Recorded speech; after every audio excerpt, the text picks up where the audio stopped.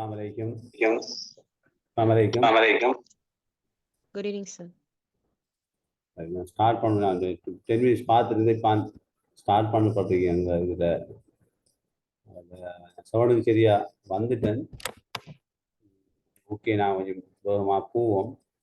இது வரைக்கும் எத்தனை கிளாஸஸ் முடிஞ்சிருக்கீங்கன்னு சொல்லுங்க. எத்தனை கிளாஸ் முடிச்சிருக்கோம்?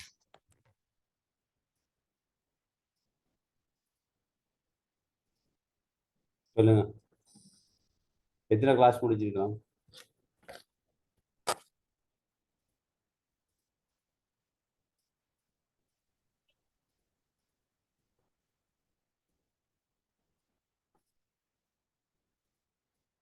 எத்தனை கிளாஸ் முடிச்சிருக்கிறோம் கொஞ்சம் சொல்லுங்க. ஆறு நம்பர் ஆஃப் கிளாஸ் சொல்லுங்க. Hello, 3 sir? 3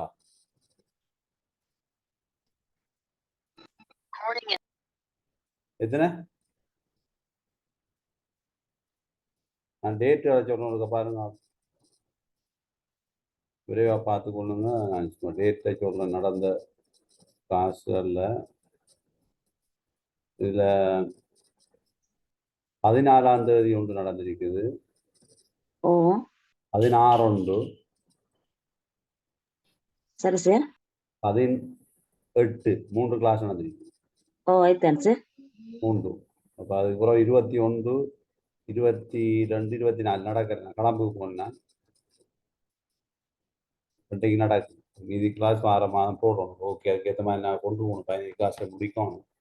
ஓகே, இன்றைக்கு நாங்கள் பார்ப்போம் முக்கியமான விடயம், மாணவர்களில் அடைவு மட்டத்தை மதிப்பிடுவதற்காக அளவிட வேண்டிய அம்சங்கள் என்று எத்தனை அம்சங்களை அளக்க வேண்டும் சொல்லுங்க. வாங்க, நம்ம கதைச்சிருக்கிறோம். எத்தனை அம்சங்கள் அளக்கப்பட்டிருக்கிறது, அளக்கப்பட வேண்டும்? மாணவர்களுடைய அடைவை அளப்பதற்கு அடைவு மட்டம் 5 அம்சங்கள் அளக்கப்பட வேண்டும். என்னென்ன அம்சங்கள்? யாராவது தெரிந்தவர் சொல்லலாம். என்னென்ன அம்சங்களை அளக்க வேண்டும்? என்னென்ன அம்சங்களை அளக்க வேண்டும்? 1, அறிதலாட்சி கல்வி குறிக்கோள்கள். அறிதலாட்சிக்கு உட்பட்ட குறிக்கோள்கள் அளவிடப்பட வேண்டும். 2, மனவளர்ச்சி ஆட்சி குறிக்கோள்கள் அளக்கப்பட வேண்டும். 3, உள இயக்க ஆட்சி குறிக்கோள்கள், அது உள இயக்க ஆட்சி சார்ந்த இயல்புகள்.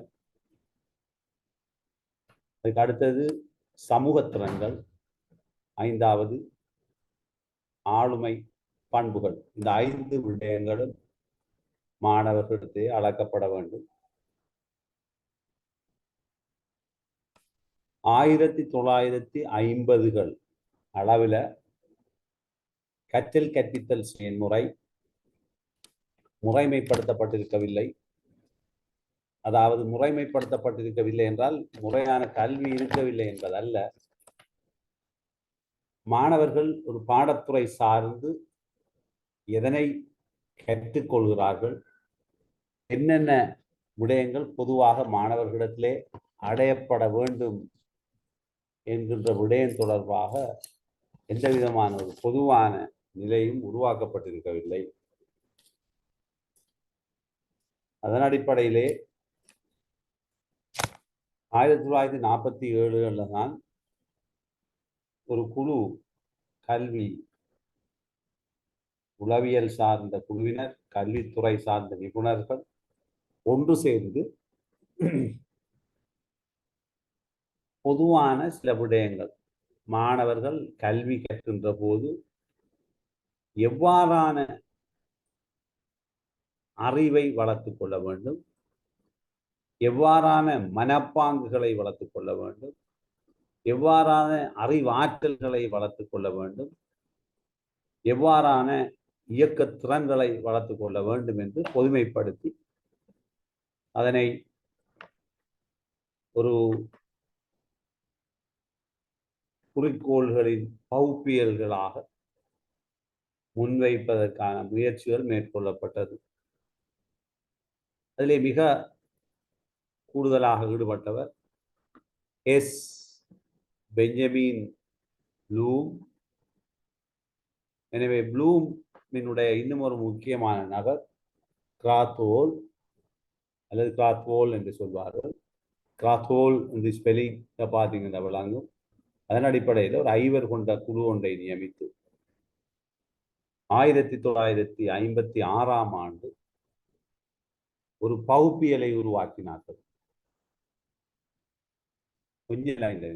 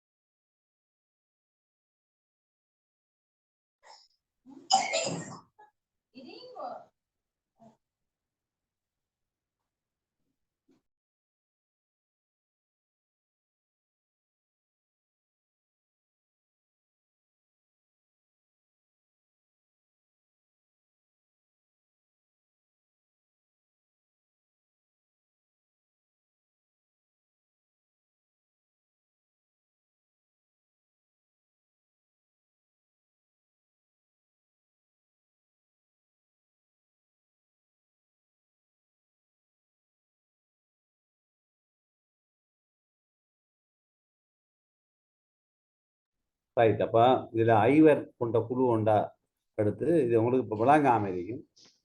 இதில் இருக்கிற காலேஜில் இருக்கிற ஆக்களுக்கு நம்ம விளங்கி இருக்கும். அதை நம்ம டிஸ்கஷனுக்கு கொண்டு வருவோம். இந்த பகுப்பியல் குறிக்கோள்களின் பகுப்பியல் விடயத்தை அறிமுகப்படுத்தினாங்க. உங்களுக்கு குறிக்கோள்ண்டா என்ன, இது என்னங்கிறது கொஞ்சம் சில நேரம் ஒரு பேக்ரவுண்ட் இல்லாமல் இருக்கும். எனவே ஒரு டிஸ்கஷன் கூட ஆரம்பிச்சுட்டு இதில் 3 பகுப்பியல்கள் ஒன்று அறிவு, மனப்பாங்கு, உள இயக்கத்திறன்கள் தொடர்பான பகுப்பியல்கள் தான் வெவ்வேறாக முன்வைக்கப்பட்டிருக்கிறது. பிரதானமாக இந்த பகுப்பியலிலே எஸ் பெஞ்சமின் ப்ளூம் அவர்களுடைய பகுப்பியல் தான் முக்கியமானது.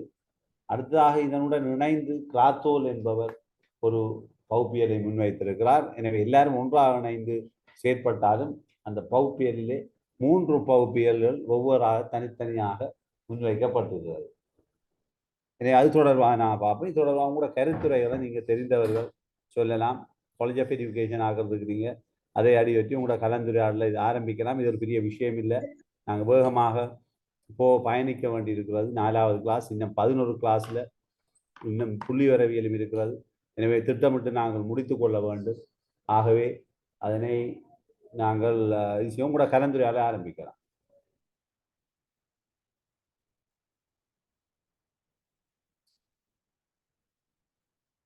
சொல்லுங்க. பகுப்பியல் பற்றி தெரிந்தவர்கள் கூறலாம்.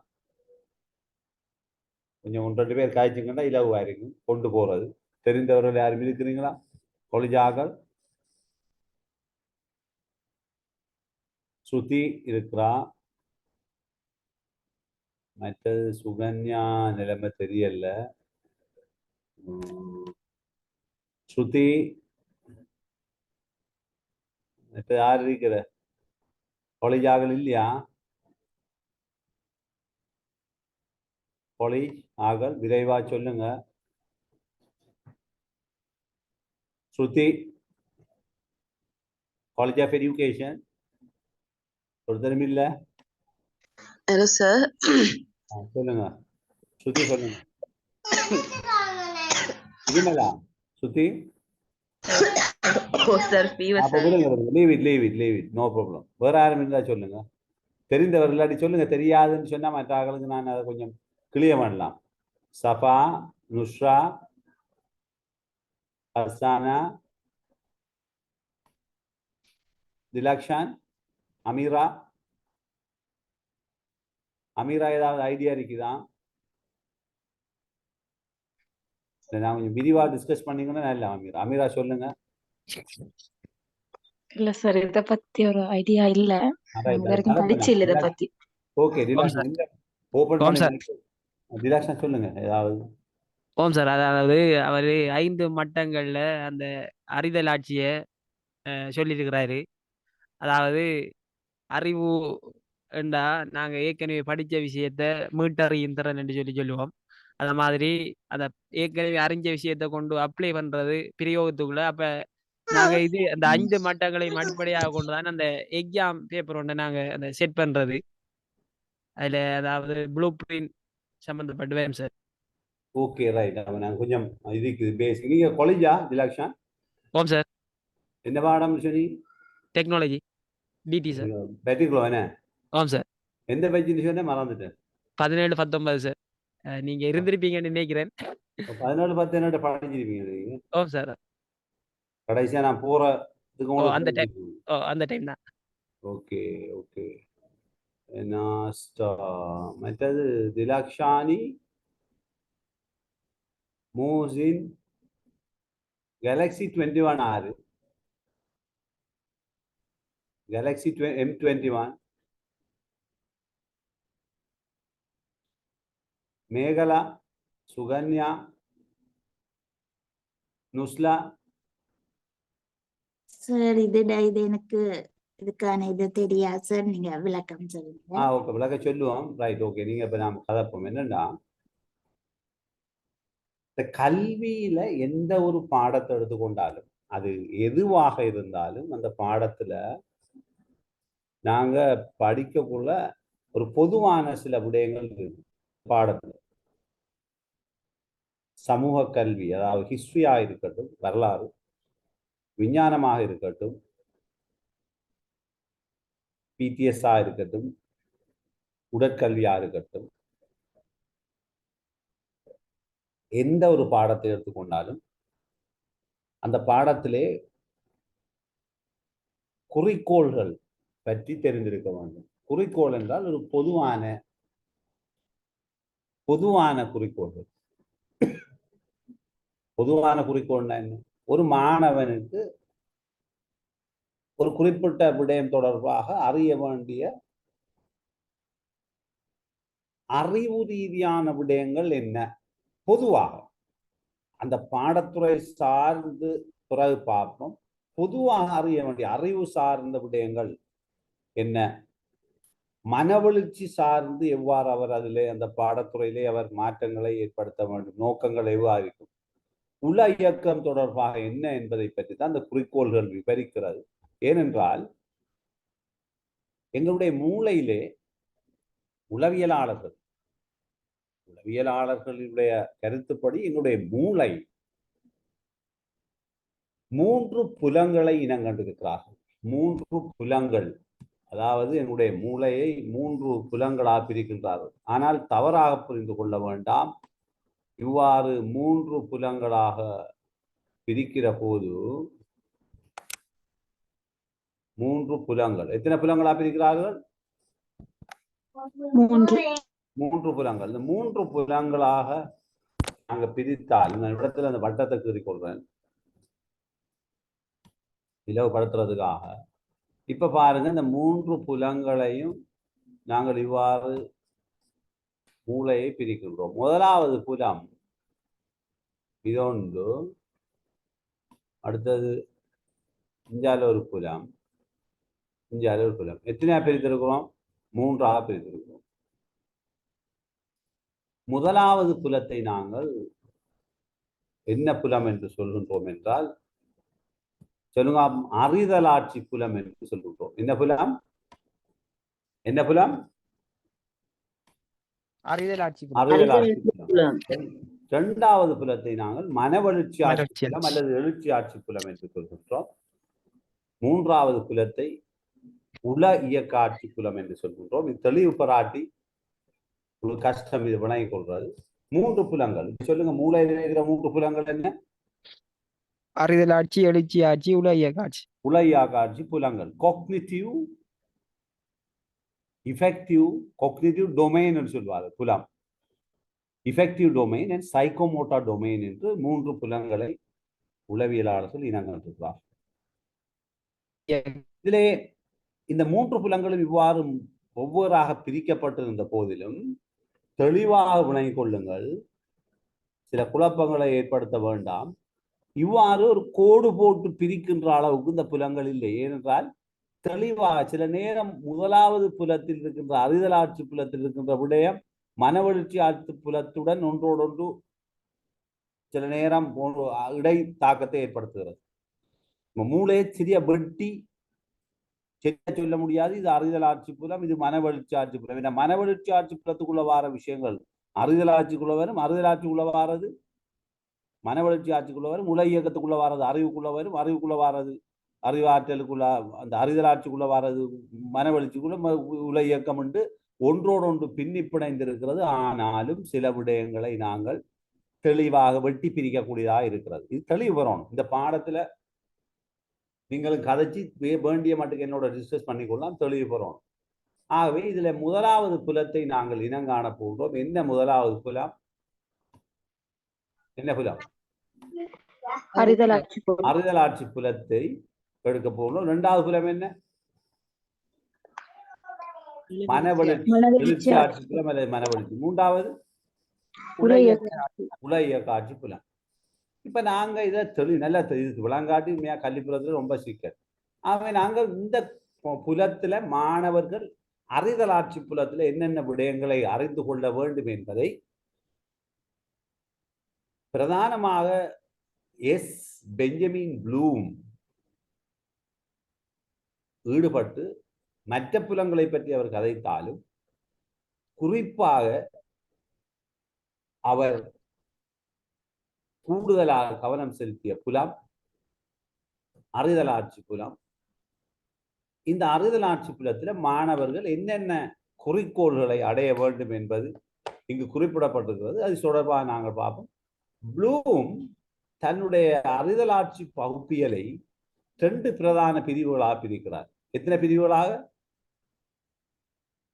2 அறிவு, மற்றது உள ஆற்றல்கள் அல்லது உள ஆற்றல்கள், அறிவாற்றல்கள் அல்லது அறிவாற்றல் திறன்கள் என்று பல்வேறு வகையாக அழைக்கிறார்கள். 2 அறிவு, அறிவாற்றல். இது 2க்கும் இடையிலே ஒரு பாரிய வேறுபாடு இருக்கிறது, அறிவுக்கும் அறிவாற்றலுக்கும். இந்த அறிவையும் அறிவாற்றலையும் கருதுகின்ற போது அறிவை வேறாக கருதினால் அறிவாற்றலை மேலும் 5 பிரிவுகளாக பிரிக்கின்றார்கள். எஸ். பெஞ்சமின் ப்ளூமினுடைய அந்த குழுவினர், அதிலே குறிப்பாக எஸ். பெஞ்சமின் ப்ளூம் அவருடைய தலைமையில் இடம்பெற்ற இந்த குழு, பெஞ்சமின் தான் இதில் பிரதான பொறுப்பாளராக இருக்கிறார். எஸ். பெஞ்சமின் ப்ளூம் அவருடைய தலைமையிலே அறிவாற்றலை கிரகிப்பு, விளக்கம், கிரகிப்பு அல்லது விளக்கம், பிரயோகம், பகுப்பு, தொகுப்பு, மதிப்பீடு என்று 5 பிரிவுகளாக பிரிக்கின்றார். இது 2க்கும் இடையிலான வேறுபாடுகள் தெளிவாக உங்களுக்கு தெரிய வேண்டும். அதை நாங்கள் தெளிவாக கலந்துரையாடி கொள்வோம். முதலாவது விடயம் அறிவு. 2வது வருகின்ற 2 தொடக்கம் 6 வரையும் வருவது அறிவாற்றல். இப்ப நாங்க முதல் அறிவென்ற விடயத்துக்கு விளக்கத்தை எடுத்துட்டு பிறகு வருவோம் அறிவாற்றலுக்கு. அறிவு என்றால் என்ன? உங்களுக்கு தெரிந்த வகையில் அறிவு என்றால் என்ன? உங்களோட யாராவது அறிவு என்றால் என்ன? ஏற்கனவே படிச்ச விஷயம் உண்ட சார், மீட்டறிகிற திறன். மீட்டறிகிற திறன். வேற யாராவது அறிவு என்றால் விரைவாக சொல்லுங்க.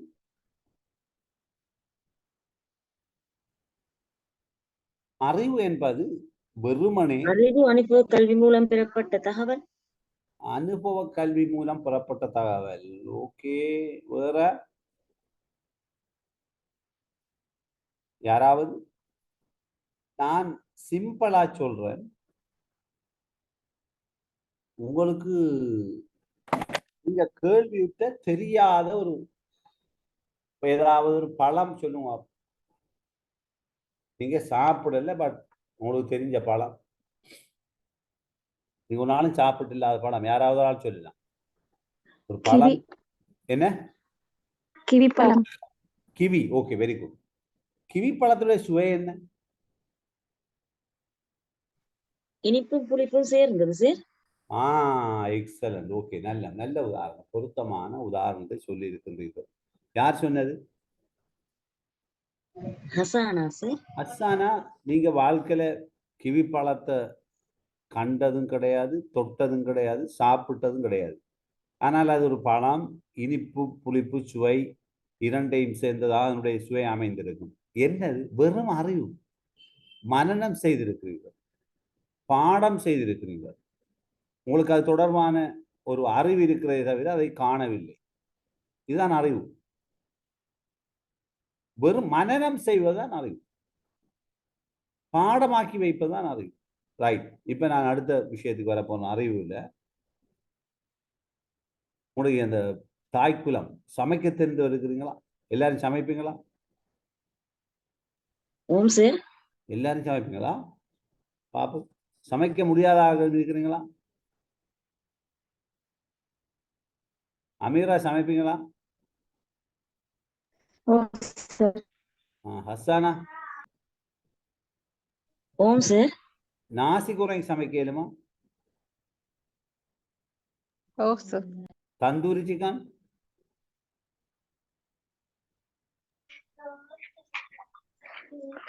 யாருக்கு இயலும் தந்தூரி சிக்கன் சரி செய்யுது? ஏழுமா இயலாதா?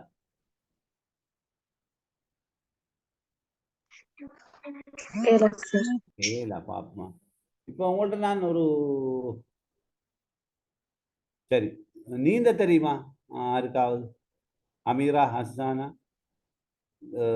ஸ்ருதி, ஆரணா, திலாக்ஷானி நீஞ்சுவீங்களா? இல்ல சார். இல்ல சார். திலாக்ஷானிக்கு எப்படி இல்ல நீங்க சார். திலாக்ஷானி ஓ சார். எப்படி நீஞ்சிரண்டு கேட்டா சொல்லுங்க. அவன் எப்படி நீஞ்சிற முதல்? நீந்துவது எப்படி சொல்லலாம் தானே? சொல்லுங்க, என்ன செய்யணும் முதல் சொல்லுங்க திலாக்ஷானி, குயிக்கா சொல்லணும். என்ன முக்கியமான விஷயம். சார் கைகளால் அது முன்னுக்கு போற மாதிரி இருந்துரும். தள்ளி முதலாவது நீருக்குள்ள நீருக்குள்ள போகணும். போகணும். இரண்டாவது கிடையாக படுத்து கைகளை மட்டும் முன்னுக்கு அடிச்சு போகணும். காலை அடிக்கணும். அதுக்கப்புறம் காலை காலை மேலும் மேலும் கீழே அடிக்கணும். உங்களுக்கு நீஞ்ச தெரியுமா? இல்ல சார். அப்ப இதுதான் அறிவு. பாடமாக்கி சொல்றது, மனனம் செய்து சொல்றது. எப்படி சோறு சமைப்பது? அரிசியை எடுங்கள், ஒரு குறிப்பிட்ட அளவை எடுங்கள், அதை ஒரு பாத்திரத்தில் இட்டு இடப்பட்ட அரிசியின் அளவிற்கு 1.5 மடங்கு, 1 மடங்கு அரிசிக்கு 1.5 மடங்கு நீர் எடுங்கள். அடுப்பில் வைத்து ஒரு குறைந்த ஃப்ளேம் சுடரில் அடுப்பை வைத்து சோத்தை ஆக்கி கொள்ளுங்கள். இது அறிவு. ஆனா இலகுவானதல்ல, நீங்க நினைக்கிற அளவுக்கு லேசி விடயம் அல்ல. எனவே இந்த அறிவுங்கிறது வெறுமனே மனனம் செய்வதுதான், பாடமாக்கி சொல்வதுதான் அறிவு. பேசிக். ஒரு ஆளுநரத்தை கிடக்கிற ஆக அறிதலாட்சி புலத்துக்குள்ள வர பேசிக் தான் அறிவு. இந்த அறிவை ப்ளூம் பல பிரிவுகளாக பிரித்திருக்கிறார். முதலாவது விடயம் என்ன சொல்லுவார்? குறிப்பானவற்றின் அறிவுண்டா, பர்டிகுலர் ஒரு குறித்த விடயம் தொடர்பான அறிவு. என்னது? முதலாவது என்ன சொல்றார்? குயிக்கா காய்ச்சிட்டு போகணும், சொல்லுங்க. முதலாவது என்ன? 1.1 என்ன? கலை சொற்கள் பற்றி அறிவு. ஒரு உதாரணம் சொல்லுங்க. அப்ப கலை சொற்களுக்கு விரைவா நீங்க காய்ச்சிட்டு போங்க, நான் லேசா சொல்லிட்டு போயிருக்கேன். இல்லாட்டி பேசாம இருந்தா நீங்க உதாரணம் சொல்லுங்க. கம்ப்யூட்டர், கணினி. கணினிங்கிறது ஒரு கலைச்சொல். இந்த கலைச்சொல் பற்றி நீங்க ஸ்கூலுக்கு போனதுக்கு பிறகு கணினி கம்ப்யூட்டர் பற்றி, கம்ப்யூட்டர் என்றால் என்னன்றதை பற்றி தெரிஞ்சு கொண்டீங்களா இல்லையா? ஓம் சார். அணு என்பதை பற்றி நீங்க பாடசாலைக்கு போறதுக்கு முதல் தெரியுமா தெரியாது?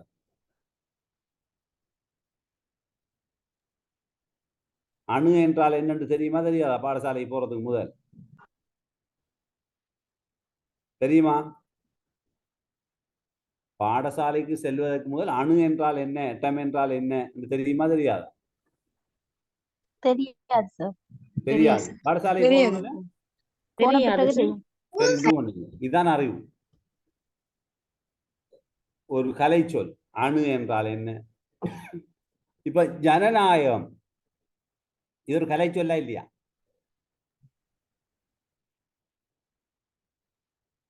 கலை சொல்லா இல்லையா? கலைச்சொல் தான். கலை சொல். குற்றியலுகரம் என்னது? குற்றியலுகரம் கலைச்சொல் என்னது? ஆ கலைச்சொல் தான் சார்.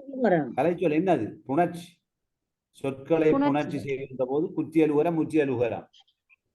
ஓ சார். ஒப்ப புறவ போல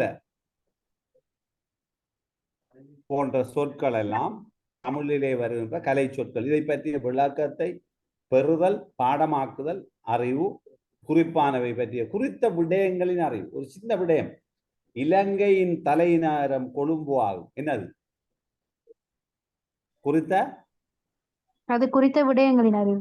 குறித்த விடயங்களின் அறிவு. மரணம் செய்திருக்கிறார் வெளிநாட்டில் இருக்கின்ற ஆப்பிரிக்க நாட்டில் ஒரு பிள்ளை, இலங்கையின் தலைநகரம் கொழும்பு ஆகும். அந்த பிள்ளை கொழும்பு பத்தி தெரியுமா? தெரியாது சார். தெரியாது. அது மரணம் செய்திருக்கிறது. 1.2 குறிப்பானவற்றின் பயன்கள் மற்றும் பிரியோகங்கள், பொது விதிகளின் அறிவு. என்ன பொது விதி சொல்லுங்க? வீதியால் செல்லும்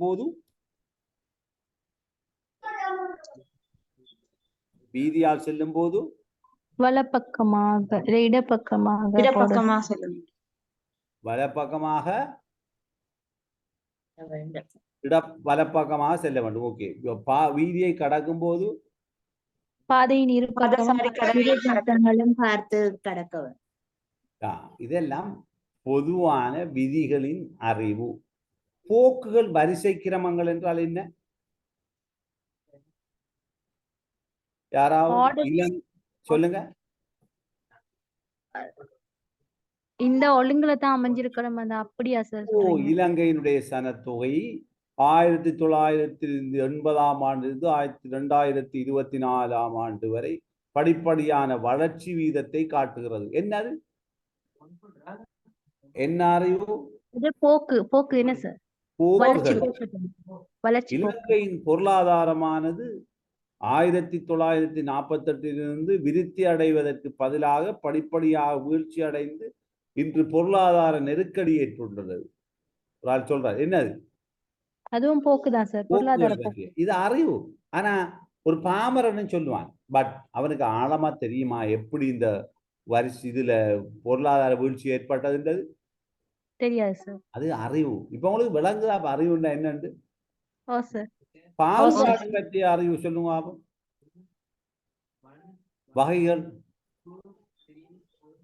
கொஞ்சம் லைன்ல இருக்கீங்க. 1 மினிட் லைன்ல இருக்கீங்க. அப்படியோ கொஞ்சம் 1 மினிட்.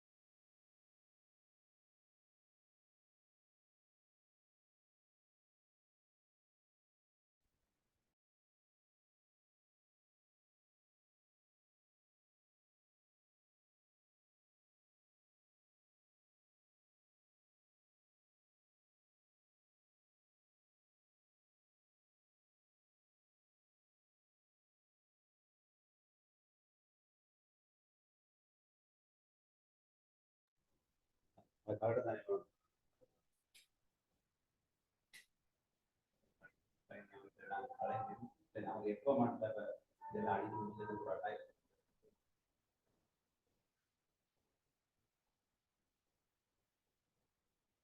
ஓ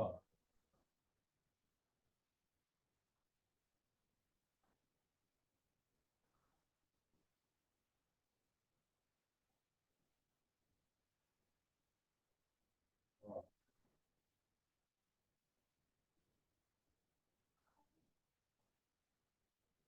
ஆ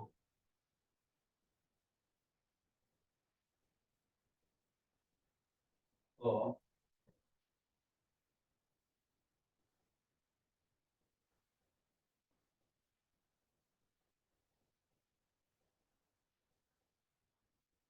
எனக்கு நாளைக்கு ஒரு காசி ஒரு ஒரு like 3 போட்டா நீங்க முதல் டைல்ஸ்ல வந்து 26 அமௌண்ட் நான் உங்களுக்கு எஸ்டிமேட் பண்ணி போடுறேன். சார் சவுண்ட் இல்ல சார்.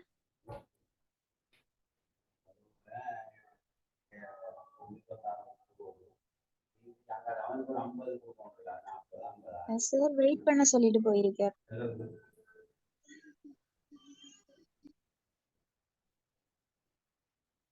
ஓ ஓ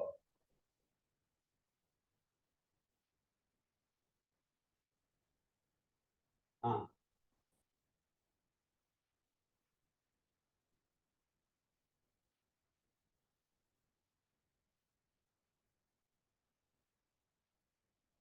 ஆ சரி.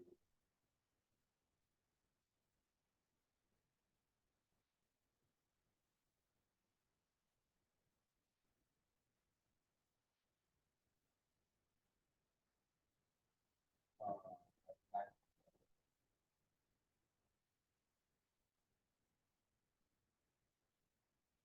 பிரச்சனை இல்லை. உங்களுக்கு நாளைக்கு ஒரு நான் கொமர்ச்சாம இருக்கேன்.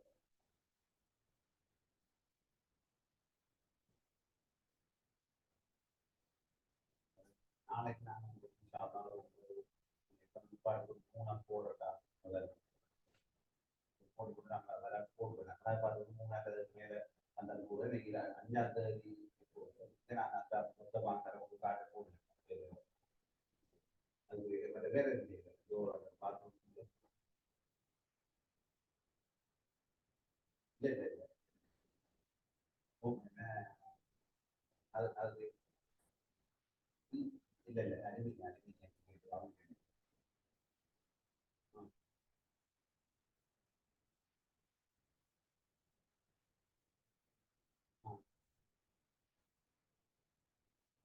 ஓ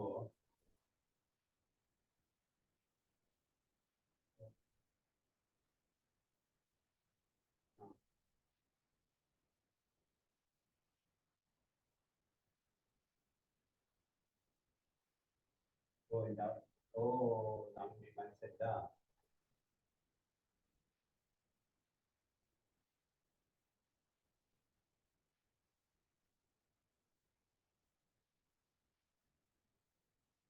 நாம முப்பாடு ஒரு சில போயிருக்கிறாங்க.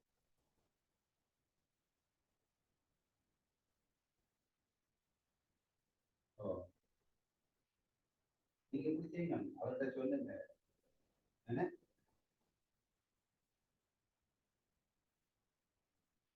நம்பலாம்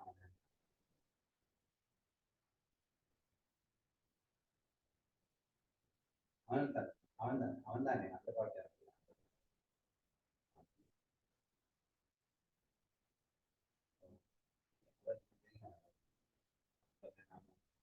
அதை உங்களுக்கு அமௌண்ட் கொண்ட போகும் அவ்வளவுதான்.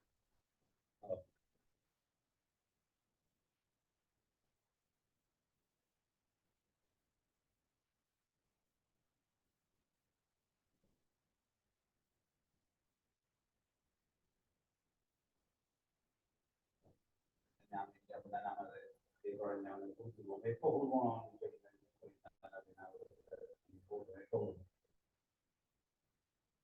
கொடுப்போம்ல நான் கொடுப்போம். சரி நான் கொடுப்போம். நான் கேட்ட மாதிரி இதெல்லாம் அனுப்புவேன். அடுத்த நாளைக்கு போன போடுறேன். அதை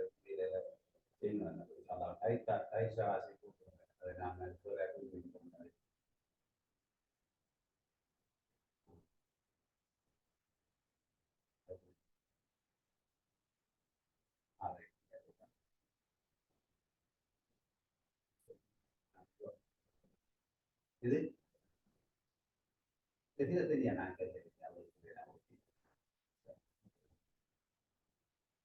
இல்ல இல்ல அது நான் ஒத்துக்கொள்கிறேன்.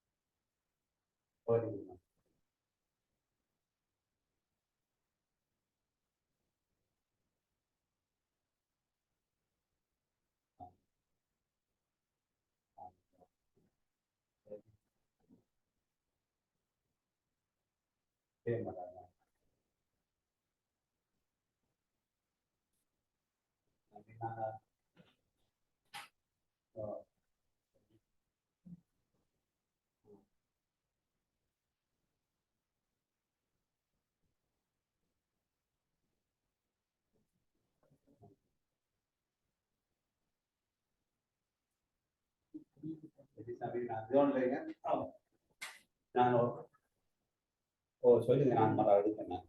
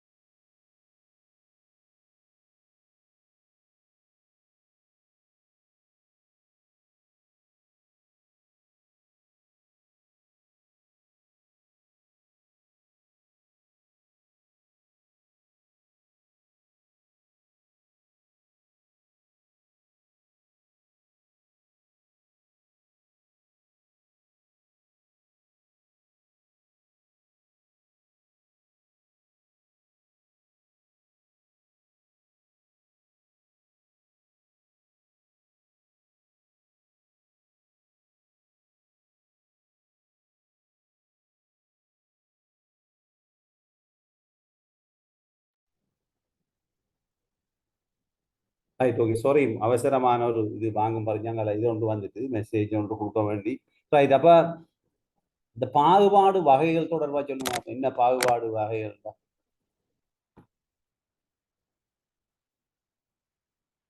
பாகுபாடு வகைகள்ங்கிறது விலங்குகள் எடுத்தா தாவரொண்ணி ஊனுண்ணி அப்படின்னு பிரிக்கிறோம். அப்படி வாய்ப்படுத்துற சும்மா வாய்ப்படுத்தி சொல்ற. சவர்க்காரங்கள் எடுத்தா ஒரு பிள்ளை சொல்லும் சலவை சவர்க்காரம் மனச்சவர்க்காரம் வாய்ப்படுத்தும். பட் அதுக்கு பாடமாக்கி இருக்கு சின்ன பிள்ளைக்கு. இதை கூடுதலா சிறு பிள்ளைகள அப்ளை பண்ணி பாருங்க. சவர்க்காரம் என்ன? அது குளிக்கிறதுக்கு பயன்படுத்துற. ஓகே என்னென்ன இருக்குது? அது மனச்சவர்க்காரம் சலவை சவர்க்காரம் எங்க இருக்கு? புத்தகத்தில இருந்து மனனம் செய்து பிள்ளை சொல்கிறது.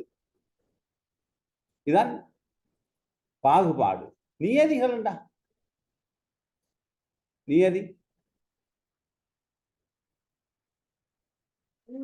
ஒரு நேர்கோடு 180 பாகைன்னு சொல்றோம். அப்படியான நியதிகள் நேர்கோடு. அடுத்தது நாங்க இதை செய்தால் இது நடக்கும்.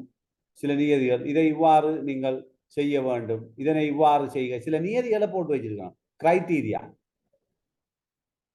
சில நியதிகளை போடுறது. நியதிகள் என்று சொல்லணும்னா கிரைட்டீரியா போட்டுக்கோங்க. இதை உதாரணமா பாடசாலைக்கு 7:30 மணிக்கு வர வேண்டும். பாடசாலையில் எந்த விதத்திலும் நீங்கள் அங்கும் இங்கும் சுற்றி திரியக்கூடாது என்ற சில நியதிகளை வகுத்திருக்கிறோம். அது அறிவு. ஆனா அது கட்டாயமாக அந்த இது தெரிந்திருக்க வேண்டும் என்பது அல்ல. இதே போல செய்முறைகளின் அறிவு, இதுதான் உங்களோட சமையல். நான் இப்ப கேட்ட கேள்வி, சமைக்க முடியுமா? ஓ, சமைக்க முடியும். அல்லது எனக்கு எப்படி சமைக்கணும், ஓ கிளீனா சொல்லுவேன் எப்படி சமைக்கிறேன், முதல்ல என்ன செய்ய வேணும். ஆனா வாழ்க்கையிலே சமைச்சு இல்லை. செய்முறைகள், நீஞ்சுவது எப்படி சொல்ல முடியும், பட் நீஞ்ச தெரியாது. எவ்வாறு வாகனத்தை ஓட்டுவது சிம்பிளா விளங்கப்படுத்துவாங்க, பட் வாகனத்துல ஏறினதும் கிடையாது, ஓடினதும் கிடையாது. அறிவு வெறுமனை பாடமாக்கி மனனம் செய்து சொல்வதுதான் அறிவு, செய்முறைகள் பற்றிய அறிவு. அடுத்த ஒரு துறையின் அகில கருத்துக்கள் என்பது பொதுமையான எண்ணக்கருக்கள் பொதுமையாக்கங்கள் பற்றிய பண்பு நிலை கருத்துக்கள். அது என்ன பண்பு நிலை கருத்துக்கள் என்றால்? பண்பு நிலை என்றால் என்ன? இதை வேறு வேறு விதமாக கருத்து நிலை என்று சொல்வார்கள், பண்பு நிலை என்று சொல்வார்கள். வேற அப்டிராக்ட். இந்த பண்பு நிலை சும்மா இப்போ உதாரணமாக இரும்பு சூடாக இருக்கும், வெப்பநிலை அதிகரிக்கும். இதெல்லாம் ஒரு வகையான பண்பு நிலையான விடயங்கள், கருத்துக்களை பற்றிய கோட்பாடுகள், பொதுமையாக்கங்கள். அது என்ன கோட்பாடுகள், பொதுமையாக்கங்கள் தான்? உலகம் உருண்டையானது, என்னது? ஒரு கோட்பாடுகள் பற்றிய அறிவு. பொதுமையாக்கங்கள் தான். பொதுமையாக்கம் என்ன? பாடசாலை என்பது பல வகுப்பறைகளை கொண்டிருக்கும், என்னது? பொதுமையாக்கம். பாடசாலைகளில் பல ஆசிரியர்கள் காணப்படும், வைத்தியசாலைகளில் நோயாளிகள் இருப்பார்கள், பொதுமையாக்கங்கள். பாடசாலையில் வைத்தியர் வைத்தியம் செய்து கொண்டிருப்பார்கள், பொதுமையாக்கங்கள். கோட்பாடுகள், கொள்கைகள் பொதுமையாக்கங்கள். விதிகளும் வரும், பொதுமையாக்கங்கள். விதிகள், நியூட்டனின் விதி.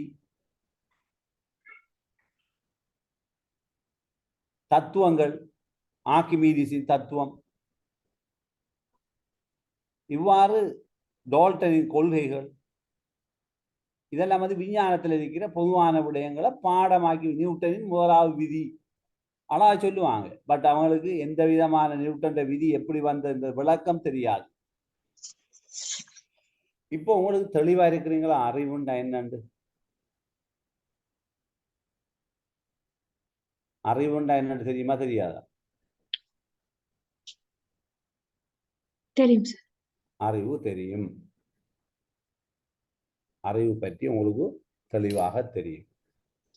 ஓகே, அப்ப அறிவு என்பது என்னன்னு கேட்டா என்ன சொல்ல போறீங்க? குயிக்கா சொல்லுங்க. வெறுமனே என்ன?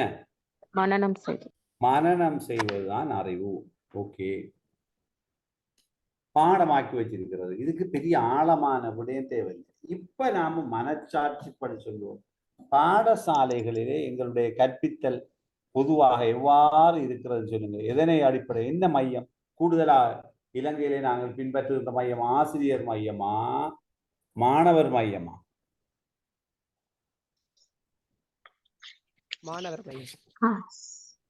மாணவர் மையம் இல்லை, ஆசிரியர் மையமா. ஆசிரியர்கள் கற்பிக்கின்ற முறையைத்தான் நாங்கள் பின்பற்றி கொண்டிருக்கிறோம். மாணவர்கள் செயற்பட்டு கற்பது குறைவாக இருக்கிறது, ஏற்றுக்கொள்ளுங்களா? மாணவர்கள் உயிரோட்டமாக கற்பது குறைவு, இல்லை என்றல்ல, குறைவு. என்ன மையமானது? ஆசிரியர் மையமானது. அதனால நாங்க கூடுதலாக எதனை மையப்படுத்தி எங்களுடைய கற்றல் கற்பித்தல் இடம்பெறுகிறது? மனனம் செய்வதை, அறிவை மையப்படுத்தி இடம்பெறுகிறது, ஏற்றுக்கொள்றீங்களா?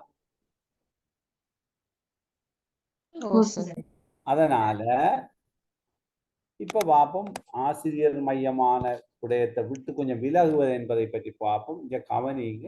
இரண்டாவது விடயம், அறிவாற்றல் என்றால் என்ன, அல்லது உள ஆற்றல் என்றால் என்ன, இன்டெலெக்சுவல் எபிலிட்டிஸ் அண்ட் ஸ்கில்ஸ் என்றால் என்ன. அதனை மேலும் 5 பிரிவுகளாக பிரிக்கின்றோம். அதுல ஒன்று கிரகிப்பு அல்லது விளக்கம். இதுதான் அறிவாற்றலிலே ஆக குறைந்த மட்டத்தில் இருக்கிறது. அறிவுக்கு அடுத்ததாக அறிவு ஆற்றலை கருதுகின்ற போது மிக குறைவான மட்டத்தில் இருப்பது கிரகிப்பு. அதாவது இதை எளிமையாக நாங்கள் விளங்கி கொள்ளலாம். யாதேனும் ஒரு பாட விடயம் ஒன்றினை விளங்கிக் கொள்ளும் அல்லது மாற்றும் திறன். இது 3 பகுதிகளை கொண்டிருக்கிறதுன்னு சொல்றாங்க. என்னன்னு இன்னும் கொஞ்சம் தெளிவா விளங்க நாம் கலந்துரையாடலாம். மாற்றி அமைத்தலை பாருங்க. என்ன இது? உதாரணமாக ஒரு ஹாஸ்பிட்டல்ல இருக்கிற வீதி சமிக்கை ஒன்று, கட்டில் ஒன்றும் பிளஸ் ஒன்றும் போடப்பட்டிருக்கிறது. இதை கண்டாலும் கூட மூளை என்ன செய்யும்? வைத்தியசாலை வைத்தியசாலை என்று மாற்றும். இது அறிவா, அறிவு ஆற்றலா? அறிவாற்றல். ஏனென்றால் இந்த ஆற்றல் இல்லாத பிள்ளைகள் இதை மாற்றாது.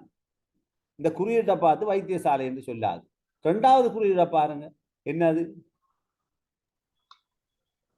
உட்செல்ல தடை. உட்செல்ல தடை என்பது குறியீடா இருக்கிறதால அதை பிள்ளை தகவல் உட்செல்ல தடை. இது ஆட்டோமேட்டிக்கா மூளை மாற்றும். இந்த மாற்றுன்ற ஆற்றல் இது மிக கூடுதலாக பிரயோகிக்கப்படுகின்ற ஒரு பாடம் இருக்கிறது. இதுல அந்த பாடத்துறை சார்ந்தவர்கள் இருந்தால் கதைக்கலாம். சொல்லுங்க. இந்த மாற்றி அமைத்தல் மிக கூடுதலாக பிரயோகிக்கப்படுகின்ற ஒரு பாடம். 6 தொடக்கம் 10, 11லையும் யோசிக்கலாம், அல்லது A லெவல்லையும் இது தொடர்படுகிறது. என்ன பாடம்?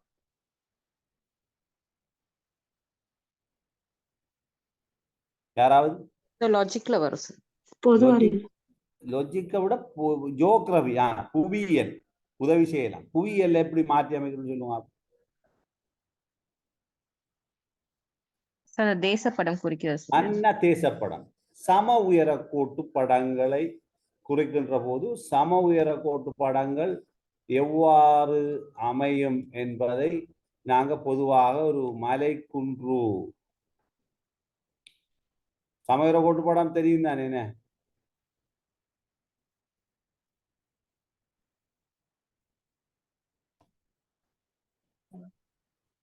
இது என்னது? ஒரு மலை.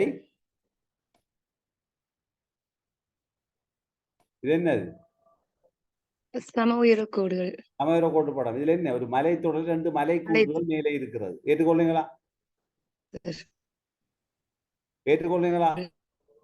ஓ சார். இதனுடன் தொடர்புடையதாக ஒரு பள்ளத்தாக்கு அமைந்திருக்கிறது. இல்லை, வேறொரு மலை தொடர்.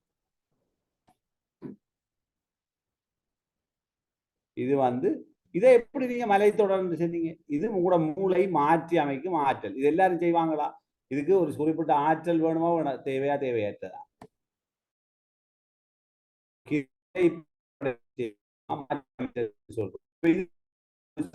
ஜியோகிராபி எடுத்தாக இருக்கிறீங்களா?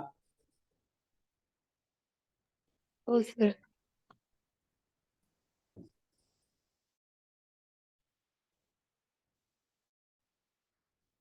ஜியோகிராபி எடுத்தாக. ஓ சார். யாரு? நான் நசுஹா. நசுஹா சார். நசுஹா சொல்லுங்க. என்னண்டு கொஞ்சம் இதை பார்த்து பார்ப்போம்.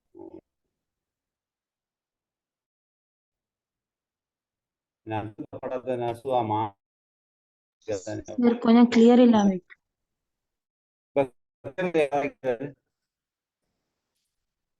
கிளியர் எல்லாம் வைக்குதா? ஹலோ, கிளியரா இருக்கு சார். இப்போ ஓகே சார். இப்போ ஓகேயா? ஓ சார்.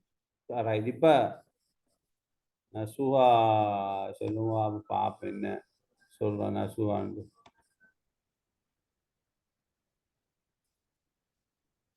இது நசுவா சொல்லலாம் நினைக்கிறேன். நான் அதை கீறி முடிச்சோன்னு.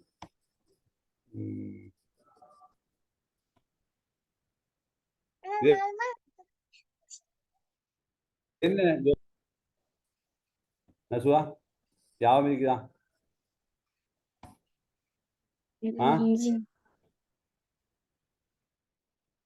ஞாபகம் இருக்குதா இல்லையா?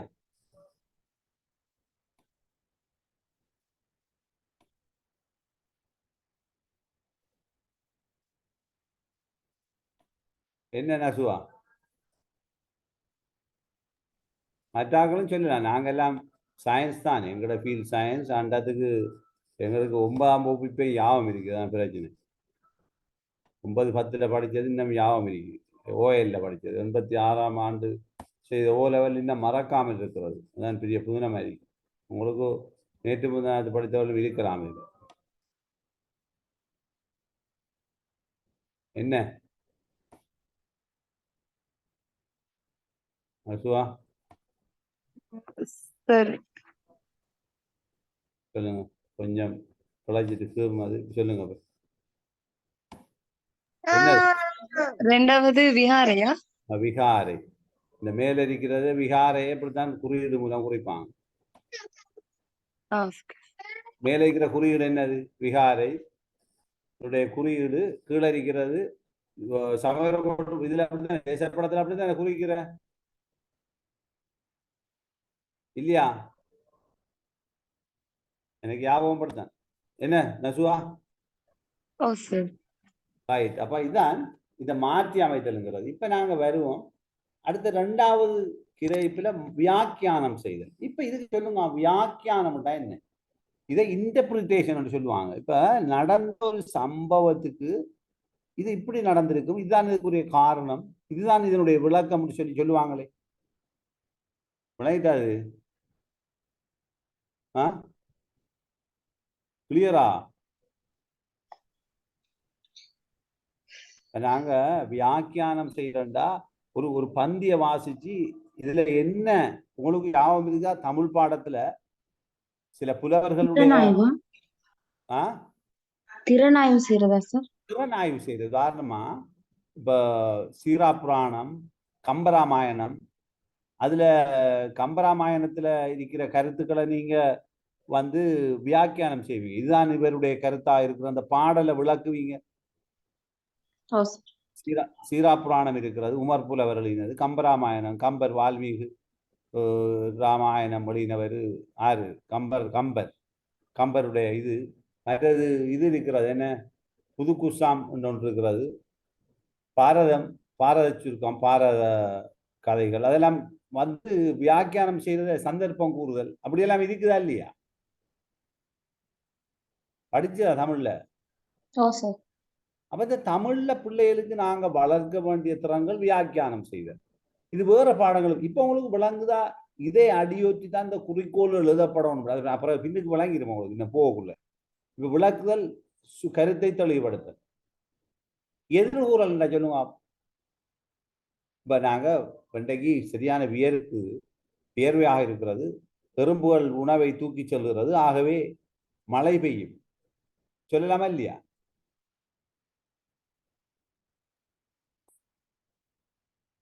ஒரு சில தகவல்களை தொகுத்து அது பற்றி நடைபெறவிருக்கின்ற விடயங்கள் தொடர்பாக விளக்குறது என்ன?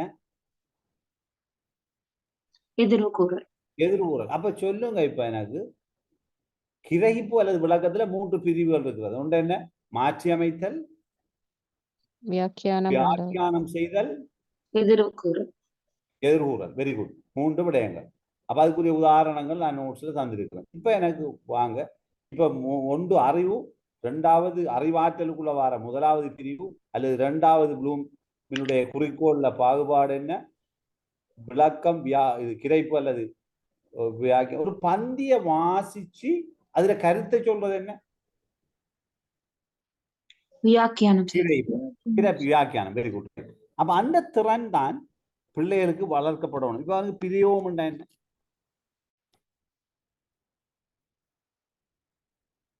பிரியோகம்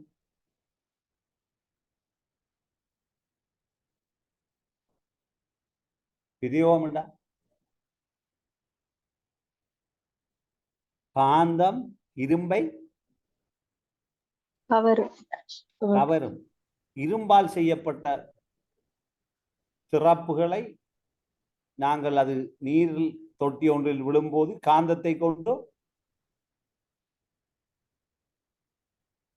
என்ன செய்யலாம்? வெளியே எடுக்கலாம். பிரியோகம். ஒரு வியாபாரத்தில் முதலீடு ஒன்றை செய்யும் போது பெற்றுக்கொண்ட லாபத்தை 100% என்ன செய்யலாம்? கணிக்கலாமா இல்லையா? கணிக்கலாம். உராய்வு பிரயோகிக்கும். உராய்வு அன்றாட வாழ்க்கையில் முக்கியமானது. நாங்கள் போடுகின்ற செருப்பில் தவாளிப்புகள் இருப்பதனால் உராய்வு அதிகமாகும். இதனால் நாங்கள் வலிக்கு விழுவதற்கு தவிர்க்கலாம். பிரியோமா இல்லையா?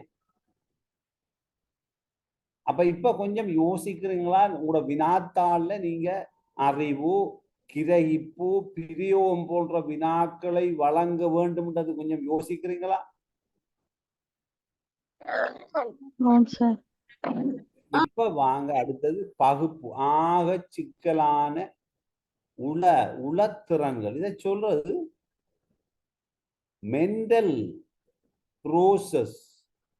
எது எங்கட ப்ரோசஸர்? பிரெயின். கம்ப்யூட்டர்ல இருக்கிற ப்ரோசஸர் மாதிரி, செய்முறை வழியாக்கி மாதிரி மூளைதான் எங்களுடைய ப்ரோசஸர். எனவே மென்டல் ப்ரோசஸ்ல ஹையோட மென்டல் ப்ரோசஸ் என்ன? எந்த மென்டல் ப்ரோசஸ்?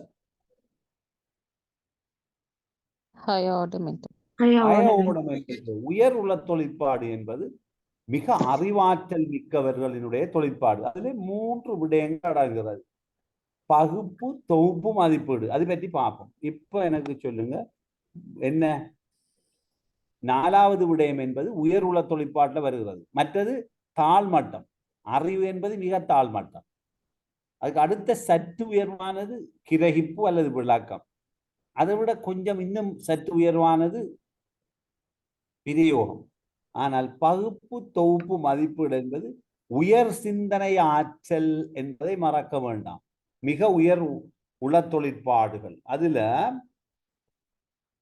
பகுப்பை பத்தி நீங்க ஒரு வாய்ச்சி சொல்லுவாம. எனக்கு நான் கதைச்சு கொண்டிருக்கிறேன், நீங்க பேசாம இருக்கிறீங்க. உங்களுக்கு விளங்கினத்தை சொன்னா நான் இலவா அதை அடியொட்டி போகலாம். சொல்லுங்க. இந்த பகுப்புல இருக்கிற 4.1, 4.2, 4.3 பற்றி சொல்லுங்க. செய்தா நாம் அடுத்ததுக்கு போகலாம். சொல்லுங்க சொல்லுங்க. 6வது ஒரு ஆள், பேசக்கூடிய ஒரு ஆள் பேசலாம். இது பற்றி வாய்ச்சி நீங்க விளங்கினது சொல்லேலும் அவங்களுக்கு. முதலாவது கிளியரா இருக்குதா நான் கதைக்கிறது?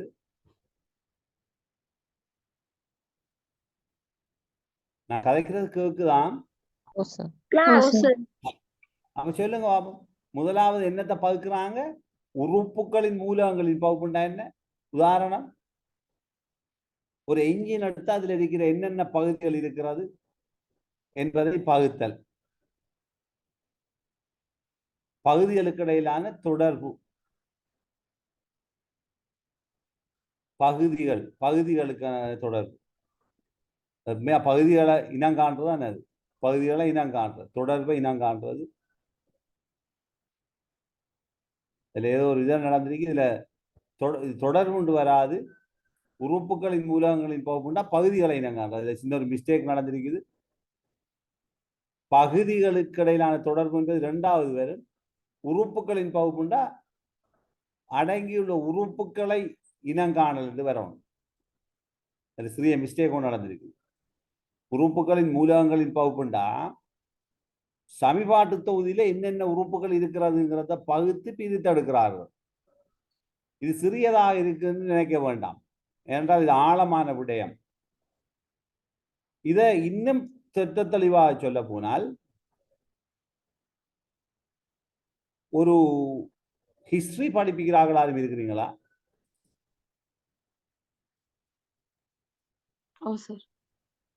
அமீரா ஹிஸ்டரி. ஓகே, அமீரா சொல்லுங்க. இப்ப நாங்க இலகுவா செல்ல போனால், இலங்கையினுடைய கண்டிராட்சியம் அது ஒரு வரலாறு. ஒல்லாந்தரின் ஆட்சி காலம் வரலாறு. போர்த்துகேயரின் ஆட்சி காலம் வரலாறு. ஆங்கிலேயரின் ஆட்சி காலம் வரலாறு. புலனறுவை யுகம், அனுராதபுர யுகம். இப்படி வரலாறுகள் பிரிக்கப்பட்டு எழுதப்பட முடியுமா? முடியாதா? முடியும் சார். இப்ப நீங்க ஒரு புக் கொண்டு வாசிக்கிறீங்க, அனுராதபுர யுகம். அங்கு உள்ள கூறுகளை பிரித்தெடுக்கிறீர்கள். அனுராதபுரத்தில் வெளிநாட்டு கொள்கை எவ்வாறு இருந்தது? என்னது? விவசாயம் எவ்வாறு மறுமலர்ச்சி அடைந்திருந்தது? ஒவ்வொரு கூறுகளையும் என்ன செய்கின்றீர்கள்? இது லேசிப்பட்ட திறன் நினைக்கிறீங்களா? ஒரு நூலை வாசிச்சு சாதாரண ஒரு மட்டான அறிவுள்ள ஒருவருக்கு இதை பிரிக்க முடியுமா? இல்ல சார். இப்ப உங்களுக்கு விளங்குதா? வினாத்தாள் ஒன்றை வழங்கும் போது அந்த வினாத்தாளிலே எழுதுகின்ற விடைகள், குறிப்பாக எஸ்ஏ கட்டுரை வினாக்களை எழுதுகின்ற போது பகுப்புத்திறன் உள்ளவர்கள்தான் திறம்பட பகுத்து தேவையான தகவல்களை அழகாக பகுத்து ஒவ்வொரு பிரிவாக ஒரு கட்டுரையிலே ஒரு வினாவிலே கட்டுரை வினாவிலே பந்தி ஒன்று வழங்கப்பட்டிருக்கிறது. அந்த பந்தியை பகுதியாக பிரித்து கீழே உள்ள வினாக்களுக்கு தெளிவான விளக்கத்துடன் விடையளிக்க வேண்டுமா இருந்தால் அங்குள்ள கூறுகள் என்ன செய்யப்பட வேண்டும்? பகுதிகளாக பிரிக்கப்பட வேண்டுமா இல்லையா? ஓ சார். அதுதான் பகுப்பு என்று சொல்வது.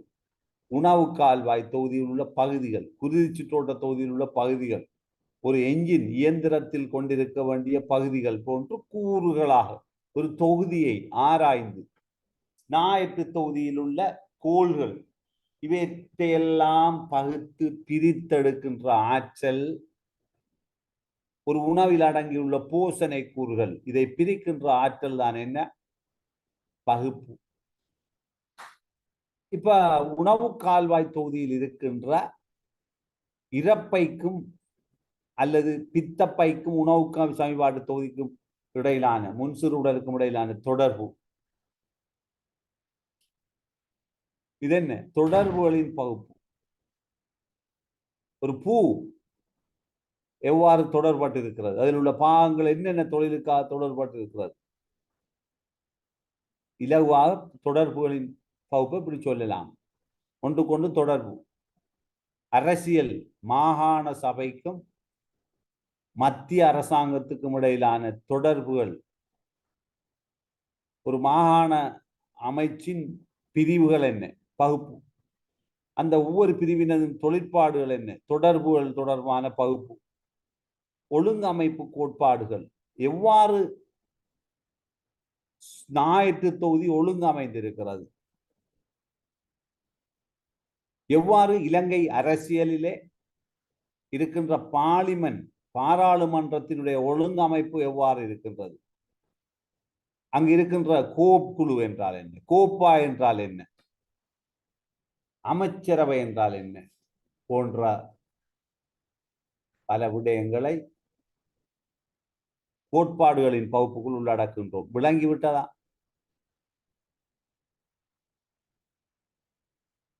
விளங்கிட்டா விளங்க இல்லையா? ஓ சார், விளங்கிட்டு. ஆகவே இதை நீங்க தெளிவா விளங்கிக் கொள்ளணும். இதெல்லாம் சின்ன விடயம் அல்ல. அடுத்த ஆற்றல் முக்கியமானது தொகுப்பு. தொகுப்பு என்றால் என்ன?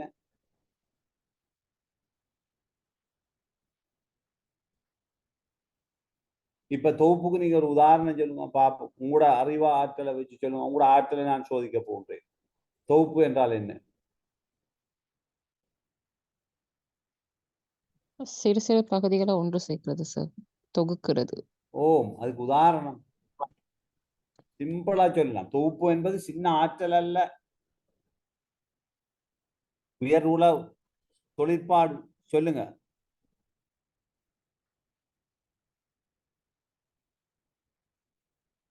கட்டுரை வரைதல், கவிதை எழுதுதல், நூலொன்றை எழுதுதல்,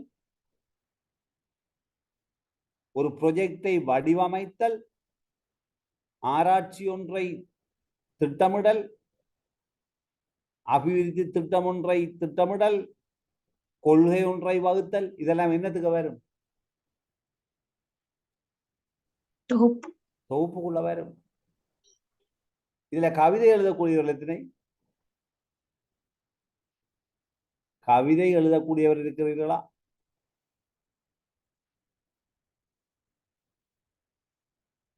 கடிதம் எழுதுவது என்பது கலை. அந்த எழுதுகின்ற கடிதத்தில் உங்களுக்கு ஏசவும் முடியும், இனிமையாக எழுத முடியும், கடுமையாக எழுத முடியும், கவரக்கூடிய வகையில் எழுத முடியும், மனதை உருக்கக்கூடிய வகையில் எழுத முடியும். இது ஒரு ஆற்றல், அறிவு ஆற்றல். எனவே அதென்ன? என்ன? தொகுப்பு. ஆகவே தொகுப்பு என்பது நீங்கள் நினைப்பதை போன்று இலகுவானதல்ல. பாருங்கள், தனித்துவமான புதிய கூற்றுக்களை உருவாக்குதல், ஒரு திட்டம் அல்லது செயற்பாட்டு படிகளை உருவாக்குதல், கருத்து நிலை தொடர்புகள் தொகுதி ஒன்றை கருத்து நிலை என்றால் என்ன? மேத்ஸ் கருத்து நிலை என்ன கருத்து படித்திருக்கிறோம். 4 3 7 என்பது ஒரு கருத்தில் எண்ணக்கரு. அதை பருப்பொருள் வடிவத்துக்கு கொண்டு வந்தால் 4 ஆப்பிள்களை காட்டி 3 ஆப்பிள்களை காட்டி அதை பருப்பொருளாக்கி அது 7 என்று எண்ணி காட்டுவது கருத்து நிலை எண்ணக்கரு. மனதினுள் உள்ளழுகின்ற எண்ணக்கருவாக கணிதம் இருக்கின்ற வகையில் அது பருப்பொருளாகவே இருக்கும். செங்கோணம் என்பது என்ன? 90 பாகை என்பது ஒரு கருத்து நிலை எண்ணக்கரு. அதனை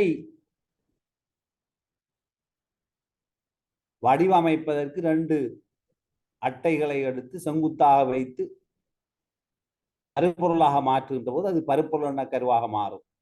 ஆகவே கருத்து நிலை எண்ணக்கரு, பருப்பொருள் எண்ணக்கரு பற்றிய தெளிவான விளக்கத்தை நீங்கள் பெற்றுக்கொள்ள வேண்டும். கணிதம் பரவலாக கருத்து நிலை எண்ணக்கருக்களாக காணப்படுகிறது. அதை பருப்பொருள் எண்ணக்கருவாக கற்பிப்பதற்காகத்தான் கற்பித்தல் கற்றல் துணை சாதனங்களை பயன்படுத்துகிறோம் என்று பார்த்திருக்கிறோம். எனவே சுருக்கம் எழுதுதல் என்பது என்ன? ஒரு தொகுப்பு. திட்டம் ஒன்றை தயாரித்தல் சொல்லிட்டேன். சிறுகதை, நாவல், கவிதை புனைதல், கட்டுரை எழுதுதல். இப்ப மதிப்பீடு என்றால் என்ன? மதிப்பீடு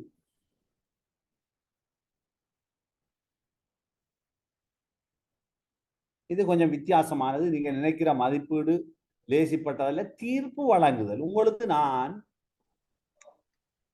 2 பொருட்களை தருகின்றேன் அல்லது ஒரு பொருளை தருகின்றேன். இந்த பொருள் சிறப்பானதா இல்லையா என்பதை எனக்கு தீர்மானித்து தெரிவு செய்து தாருங்கள். உதாரணமா டிஷர்ட் ஒன்று எடுக்க வேண்டும்.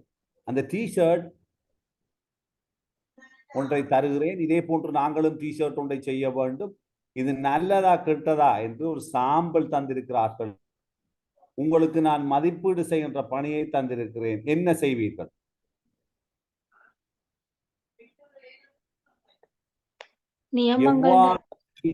சொல்லுங்க பிளீஸ், சொல்லுங்க. அதற்கான நியமங்களை பயன்படுத்தி மதிப்பீடு செய்ய. Very good, very good, very good, very good. சொல்லுங்க, என்ன நியதிகள்? நல்ல விஷயத்துக்கு வந்தீங்க. நீங்க கதைச்சாதான் தெளிவா இருக்கு. சொல்லுங்க, என்ன நியதிகள்? டிஷர்ட் ஒன்ல என்ன இருக்க வேணும்? நீண்ட கால பாவனைக்கு தகுந்ததா? நீண்ட கால பாவனைக்குரிய தன்மை என்ன? அதுக்குரிய மெட்டீரியல் வகை. ரைட், துணியினுடைய வகை. Very good. வேற?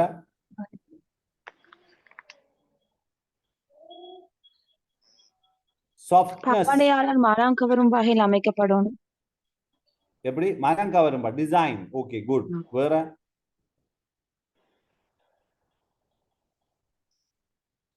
நீண்ட காலம் பயன்படுத்தக்கூடியது. நீண்ட காலம் பயன்படுத்துறது. அதுக்கு சேர்க்கப்பட்டிருக்கிற பொலியஸ்டர் மற்ற கொட்டுண்ட அளவு, அந்த ஃபைபர் டெக்னாலஜி, அந்த இழைக்கப்பட்டிருக்கின்ற விதம், இதெல்லாம் ஒரு நியதிகளாக கொண்டு நீங்கள் அந்த டிஷர்ட்டை நல்லமா கூடான்னு சொல்லலாம்.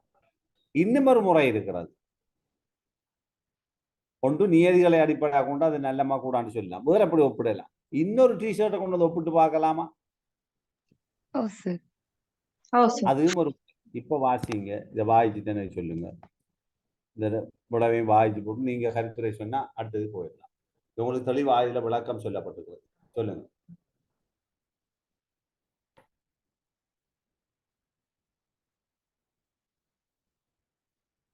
சொல்லுங்க.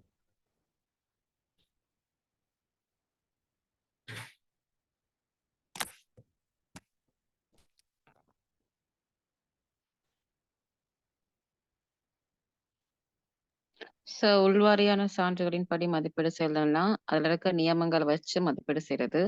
புறவாரியானனா அதுக்கு தகுந்த ஒப்பீடான வேற இன்னொன்னு பொருளை வச்சு அது மதிப்பீடு செய்யறது சார். இதுக்கு ஒரு அனுபவ ரீதியா நீங்க விளக்கம் சொன்னா நான் உங்களை மெச்சுவேன், பாராட்டுவேன். அனுபவ ரீதியா இதை இன்னும் ஒரு ஒரு இதுல உதாரணமே தரப்பட்டது. உதாரணத்துக்கு பொருத்தமா ஏதாவது உங்களோட அன்றாட வாழ்க்கையில நீங்க பெற்றுக்கொண்ட அனுபவத்தை பயன்படுத்தி இதனை விளக்க முடியுமா இருந்தால் அது சிறப்பாக அமையும் என்று நினைக்கின்றேன். யாராவது?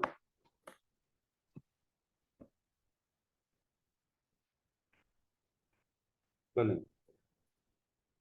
இது இந்த இந்த மதிப்பீடு இடம்பெறுகின்ற ஒரு நிறைய இடங்கள் இருக்கிறது. நான் ஒரு விஷயம் தான் சொல்லியிருக்கிறேன். சொல்லுங்க. எங்கேயாவது உங்களோட அன்றாட வாழ்க்கையில சந்திச்சிருக்கீங்களா இப்படியான மதிப்பீடுகளை? யாராவது? நூல் விமர்சனம், நூல் வெளியீடு அப்படி ஒன்று போயிருக்கிறீங்களா? புக் பப்ளிகேஷனுக்கு போயிருக்கிறீங்களா?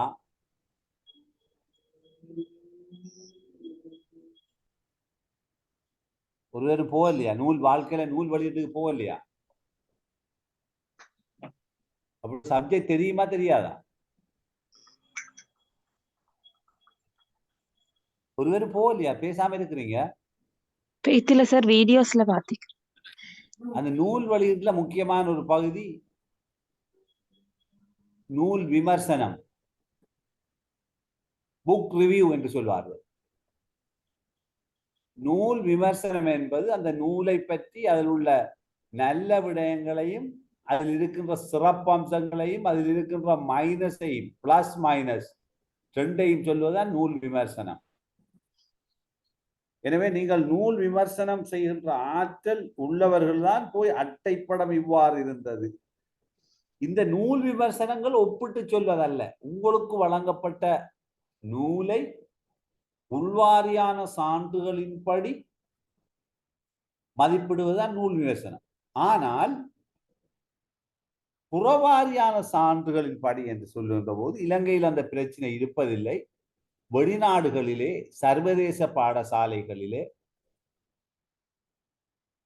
நூல்கள் அரசாங்கத்தினால் வழங்கப்படுவதில்லை.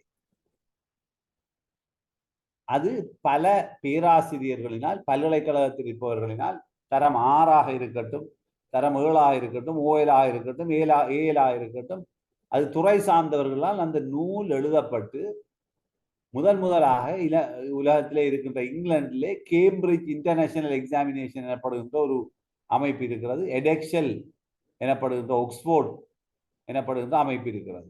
அது ஆக்ஸ்போர்ட்டோட தொடர்புடையது. இவர்கள் ஒரு பொடியாக இணைந்து எக்ஸாம் நடத்துவார்கள். இவர்களுடைய கரிக்குலம் டிசைன் பண்றார்கள் இவங்க. CIE, Cambridge International Examination and Edexcel Oxford. இந்த ரெண்டு சாராரும் நூல் எழுத மாட்டார்கள், கலைத்திட்டத்தை ஆக்கி விடுவார்கள். அந்த கலைத்திட்டத்துக்கு பொருத்தமாக வெளியில் உள்ளவர் நூல் எழுதுவார். இந்த நூல்களை பாடசாலை, ஆனால் இவர்கள் இந்த நூலை பார்த்து கேம்பிரிட்ஜ் என்டோஸ் பண்ணி கொடுக்கும், இந்த நூல் பொருத்தமானது, இது ஓகே, இந்த கண்டென்ட் ஓகேங்கிறத செய்வாங்க. ஆனால் அவருடைய மொழிநடை, இலகுதன்மை, அது அச்சிடப்பட்டுள்ள தன்மை எல்லாம் தெரிவு செய்ய வேண்டிய பொறுப்பு பாடசாலைக்கு வழங்கப்பட்டது. அதன் அடிப்படையிலே அவர்கள் ஒரு குறித்த நூலை தெரிவு செய்ய வேண்டும். இப்ப மதிப்பீடு விளங்கிட்டான். இப்ப இந்த சார்ட்டை பாருங்க, என்ன என்ன சொல்லுது? யாராவது சொல்லுங்க, சொல்லுங்க, என்ன சொல்லுது? கீழே போயிடுச்சு சார். அறிவு என்பது அடிமட்டம், கிடைப்பு அதை விட கூட, அடிமட்டம், பிரிவும் அதை விட கூட. ஒரே மட்டத்தில் இருக்கின்ற உயர்வுள்ள தொழிற்பாடு எது? உயர் சிந்தனை எது? தொகுப்பு மதிப்பீடு. இவ்வளவுதான் உயர் சிந்தனை.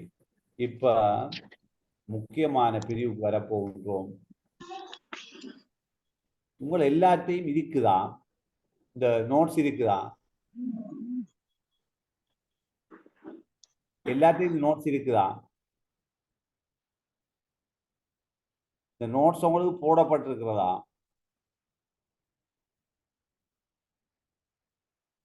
ஹலோ, இந்த நோட்ஸ் உங்களுக்கு வந்து சேர்ந்து விட்டதா?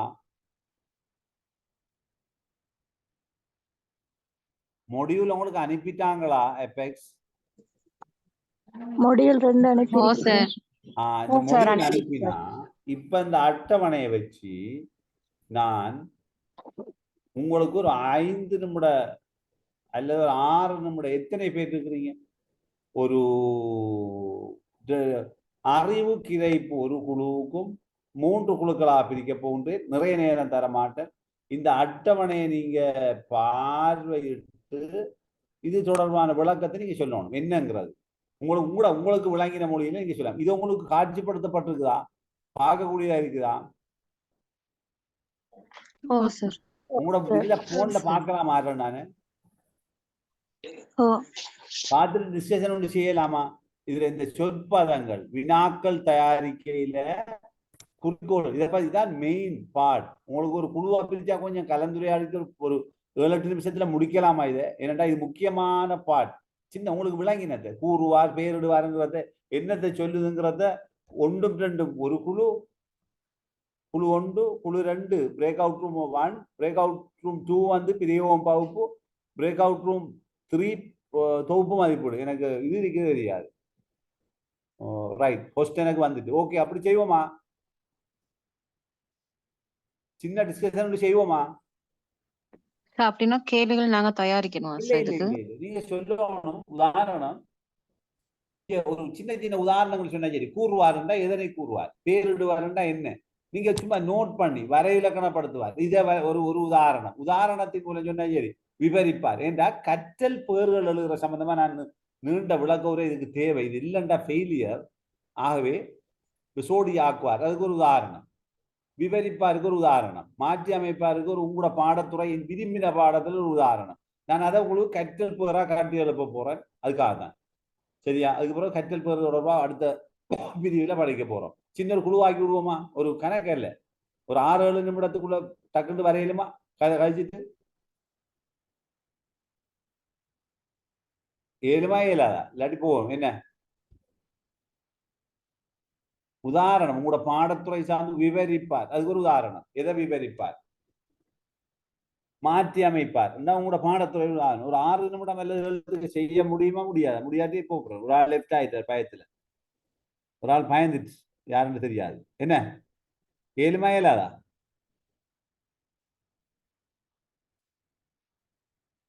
நுஸ்ரா, ரிலாக்ஷானி ஏழுமா? Nasuha hello okay sir. ஏழாட்டி ஏழும் சார். விடுங்க. ஏழும் சின்ன சின்ன நிறைய இல்லை, நிறைய டைம் தர மாட்டேன். ஏண்டா நீங்க நானே காய்ச்சி கொண்டு தான் உங்களோட இதை பார்ப்போம். சின்ன ஒரு பிரேக் அவுட் ரூமை போட்டுட்டு மூண்டா பிரிப்போம். குழு 1 என்ன எழுதி கொள்ளுங்க, அறிவு கிரைப்பு அல்லது விளக்கம். குழு 2 பிரயோகம் பகுப்பு. குழு 3 தொகுப்பு மதிப்பீடு. சரியா? அறிவு கிரைப்பு ஒரு குழு, பிரயோகம் பகுப்பு குழு 2, குரூப் 3 வந்து தொகுப்பு மதிப்பீடு. சரியா? போடுவோம் குரூப்.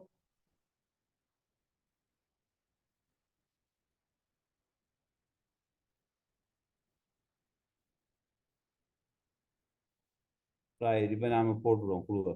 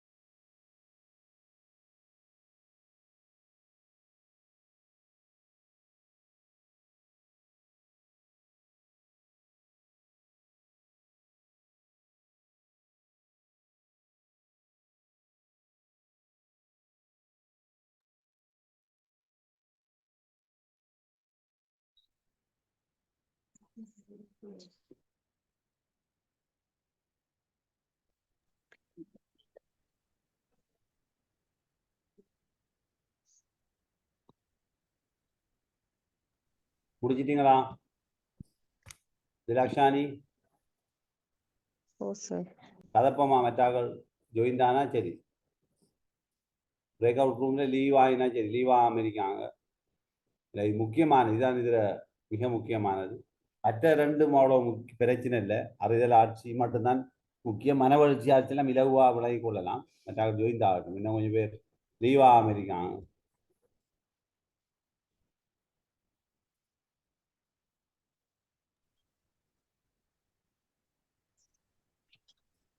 ரைட், ஓகே, ஸ்டார்ட் பண்ணுவோம். ரைட், குழு ஒன்று சொல்லுங்க. அறிவு சார்ந்த விடயங்களுக்கு குயிக்காக சொல்லிட்டு போகணும். இதை டிஸ்கஸ் பண்ணி இதை முடிச்சிடும். சொல்லுங்க.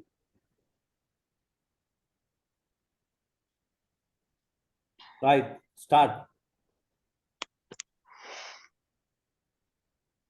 பெருசா சும்மா சுருக்கமா சொல்லிட்டு போகணும். கூறுவார் சார் கூறுவார். அதுல எங்களுக்கு குறியீடுகளை செல்லிலும் உதாரணமாக மஞ்சள் நிறம் சேர்ந்தால் வீட்டு தோட்டம், பாதைகள் சிவப்பு நிறத்துல காட்டப்பட்டிருந்தால் அப்ப அந்த பிள்ளைகள் இது பிரதான பாதை என்றதையும் குறியீடுகளை பயன்படுத்தி பெயரிடுவார்கள். வரை விலக்கணப்படுத்துறது மனநிலையை அடிப்படையா வைத்து இந்தந்த குறியீடு இந்தந்த பொருட்களுக்கு தான் பெயரிடப்படுறன்றத அவங்க வரை விலக்கணப்படுத்துவார். Very good. அதுல அண்டர்லைன் பண்ணி கொடுங்க. நீங்க சொன்ன போயிட்டு மனன அடிப்படையில வரை விலக்கணப்படுத்துவார். அதான் அதுல அந்த சொற்பதம் சொல்ல வேண்டியது, மனன அடிப்படையில். அடுத்தது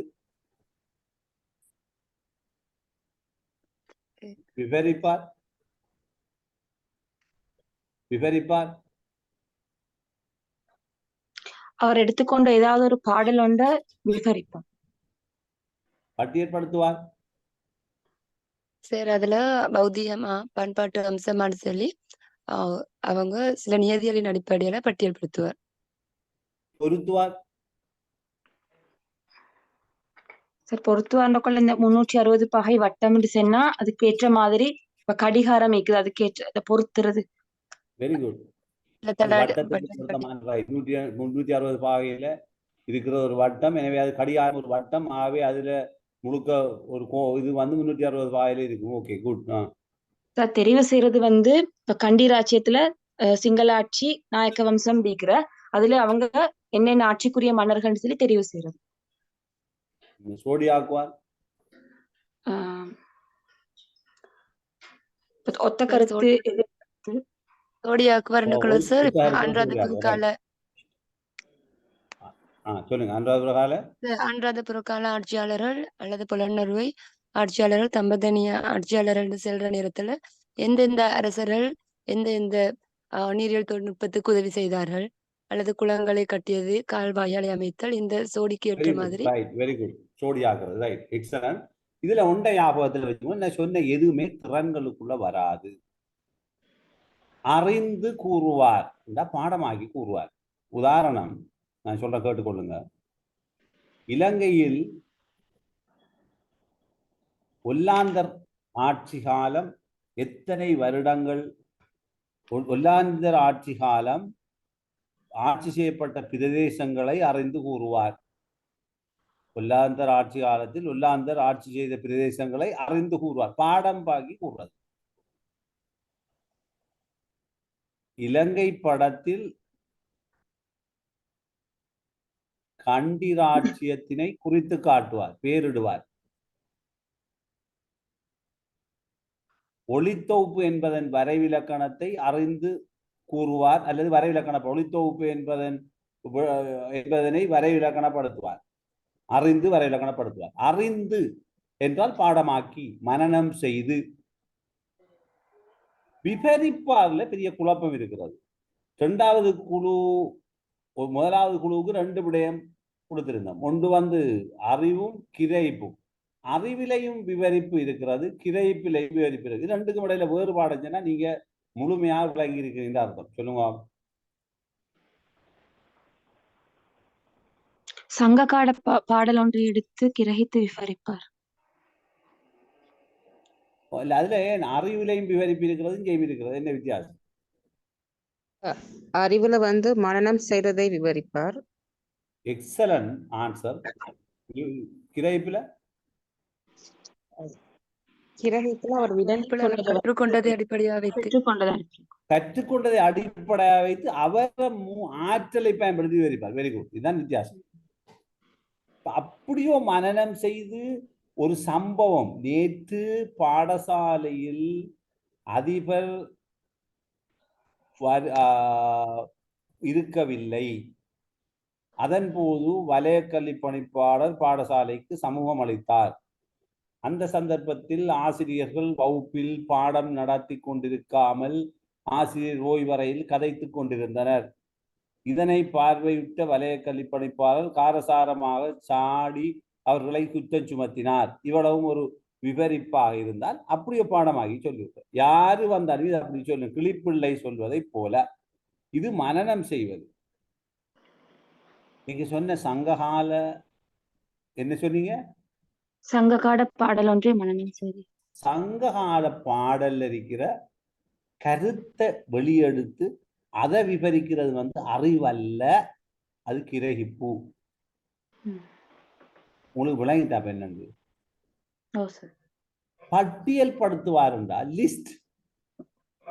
சமையலுக்கு தேவையான பொருட்களை பட்டியல் படுத்துவார். என்ன சமைக்கிறதுக்கு, இப்ப மீன் குழம்பு வைப்பதற்கு தேவையான தேவையான இன்கிரீடியன்ட், என்னென்ன பொருட்கள் தேவை என்பதை பட்டியல்படுத்துவார். மனனம் செய்து அப்படியோ பட்டியல்படுத்துவார். ஒரு சித்திரம் வரைவதற்கு தேவையான பொருட்களை பட்டியல்படுத்துவார், பாடமாகி பட்டியல்படுத்துவார். பொருத்துவார் நீங்க சொன்னீங்க. எந்த மன்னன் எந்த பிரதேசத்தை ஆட்சி செய்தான், அழகா மன்னனையும் இதையும் பொறுத்துறது. வெரி குட், நல்ல விடை. தெரிவு செய்வாருங்கிறது அறிவு ரீதியா தெரிவு செய்ய என்னன்னு சொல்லுங்க. அறிவாற்றல் ரீதியா அறிவு ஆற்றல் இல்ல அறிவு ரீதியா தெரிவு செய்யறது. அவங்க வாசித்த விடயத்தின்படி தெரிவு செய்யறது. பாடமாக்கி தெரிவு செய்யறது. சார் மனநத்தின் அடிப்படையில் தெரிவு செய்து. மனநத்தின் அடிப்படையில் இது நல்லம், இது நல்லம், சோப், இது சிறந்தது, இது சிறந்தது, இது சிறந்தது, அறிவை வச்சு தெரிவு செய்வாங்க. ஆற்றல் அல்ல, பாடம். என்ன அங்க லக்ஸ் மிக சிறந்த சோப்பாவும் இதில் எந்த விதமான இது பாதக விளைவுகளும் ஏற்படாது. பாடமாக்கி இருக்காங்க, தெரிவு செய்யறாங்க. ஞாபகத்தின் மூலம் தெரிவு செய்யறாங்க. மாற்றி அமைப்பாருக்கு உதாரணம் சொல்லுங்க. ஏற்கனவே சொல்லிட்டோம். மாற்றி அமைப்பார் யாராவது 4 பேர் 5 பேர் ஓடிட்டாங்க. புளிச்சை பாட்டோட உங்களோட ஆக்டிவ் இல்லை ஆக்கள். சொல்லுங்க. மாற்றி அமைப்பார் அந்த குறியீடுகளுக்கு பொருத்தமா மாற்றி அமைத்து. குறியீடுகளுக்கு தான் போடுறது. உச்சல்ல தடை, வாகன குறியீடு, ஆபத்தான கெமிக்கல் போன்ற குறியீடுகளை மாற்றி அமைக்கிறது. ஆய்வு ஊடகங்கள்ல கதிர்வீச்சு, மற்ற நிறைய இடங்கள்ல உச்சல்ல தடை, இதனூடாக நடக்க வேண்டாம், பாதை உடைந்துள்ளது போன்ற சில குறியீடுகளை மாற்றி அமைக்கிறது. வேறுபாட்டை எடுத்து காட்டுவாருண்டா. சிம்பிளாக ரெண்ட வேறுபாட, இது நல்லது இது கெட்ட தீர்ப்பு அல்ல, இது மதிப்பீடு அல்ல, சிம்பிளா வேறுபடும். சிம்பிளா வேறுபடுத்துறது மதிப்பீடு அல்ல. உதாரணமா இதுல இயல்பு இது, இதுல இயல்பு இது,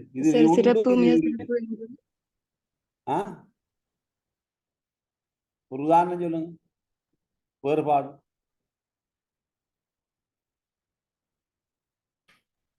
இருக்கின்ற பொருளை சிறப்பு மிக சிறப்பு என்று வேறுபடுத்தி காட்டுது. எப்படி இருக்கின்ற பொருட்கள் ஆடைகள் சொன்னால் மிகவும் சிறந்தது, சிறப்பு, 2 வகைப்படுத்தி. சிறந்தது, சிறப்பற்றது, இது நல்ல ஆடை, இது வெயில் காலத்துக்கு பொருத்தமானது, இது குளிர்காலத்துக்கு பொருத்தமானது, இந்த வேறுபடுத்தி காட்டுவோம். எதிர் ஊர்வார் தெரியும். மழை பெய்யுமா பெய்யாதா, நாளை என்ன நடைபெறும், நாளை இன்னார் சமூகம் அளிப்பார்களா என்கிற ஒரு எதிர் ஊரல், சில அடிப்படை விடயங்களை வச்சு எதிர் ஊர்வது. பொதுமைப்படுத்துவாருண்டா. பொதுமையாக்கங்கள், ஜெனரலைசேஷன் பண்றது என்ன சொல்லுங்க. 9 பாட வேலைகள் காணப்பட்டு பொதுமையா கூறுறது. 9 சிம்பிளா கூட மொழி நடையில சொல்றேன்டா. எல்லா மன்னர்களுக்கும் ஒரு ராசதானி இருந்தது. என்னது? பொதுமையாக்கம். சகல மன்னர்களும் ஒரு ராசதானியை வைத்துக் கொண்டே ஆட்சி செய்தனர். பொதுமையாக்கம். இலங்கையில் உள்ள அனைத்து மன்னர்களும் விவசாயத்தை மேம்படுத்துவதற்காக பல முயற்சிகளை செய்தனர். என்னது? பொதுமைப்படுத்த. ஒரு அந்த பந்திய வாய்ச்சொன்னை சகல மன்னர்களும் சிறந்த வெளிநாட்டு தொடர்பை பேணி வந்தனர் புலனறுவை யுகத்தில். என்னது? பொதுமைப்படுத்த. அப்ப ஒரு 10 மன்னரை வாய்ச்சிட்டு தான் நீங்க பொதுமைப்படுத்தலாம். உங்களுக்கு விளங்கிட்டுதா? இப்ப பிரயோகிக்கிறது சொல்லுங்க. மற்ற குழு காட்சிப்படுத்துவாருங்க. பூவின் பகுதிகளை காட்சிப்படுத்துவார். Very good. காட்சிப்படுத்துவார். வேற? லாப நட்டங்களை கணிப்பார். கணிப்பார். Good, very good. எளிய சமன்பாடுகளை தீர்ப்பார். எக்ஸலன்ட். அன்றாட வாழ்வில் கற்றுக்கொண்ட கலை சொற்களை பயன்படுத்துவார். Very good, excellent. கண்டுபிடிப்பாருக்கு பாக்குற சார். அடுத்து என்னத்தை கண்டுபிடிப்பாங்க? பொருத்தமான ஒன்றை கண்டுபிடிப்பாங்க. தொகுதி சொற்களுக்குள் ஒருமை பன்மை சொற்களை கண்டுபிடிப்பார். Excellent, right. இப்ப புடிச்சிட்டீங்க. விஷயம் இதான் தேவை எனக்கு. சொல்லுங்க. பிறகு நான் கூட டெவலப் பண்ணி விட்டுருவேன். கற்றல் பேர் எழுதுறதுக்கு பயப்படவே தேவையில்லை. இருக்கிறார்கள், இல்லாதாக்களை நான் ஒன்றும் செய்யலாது.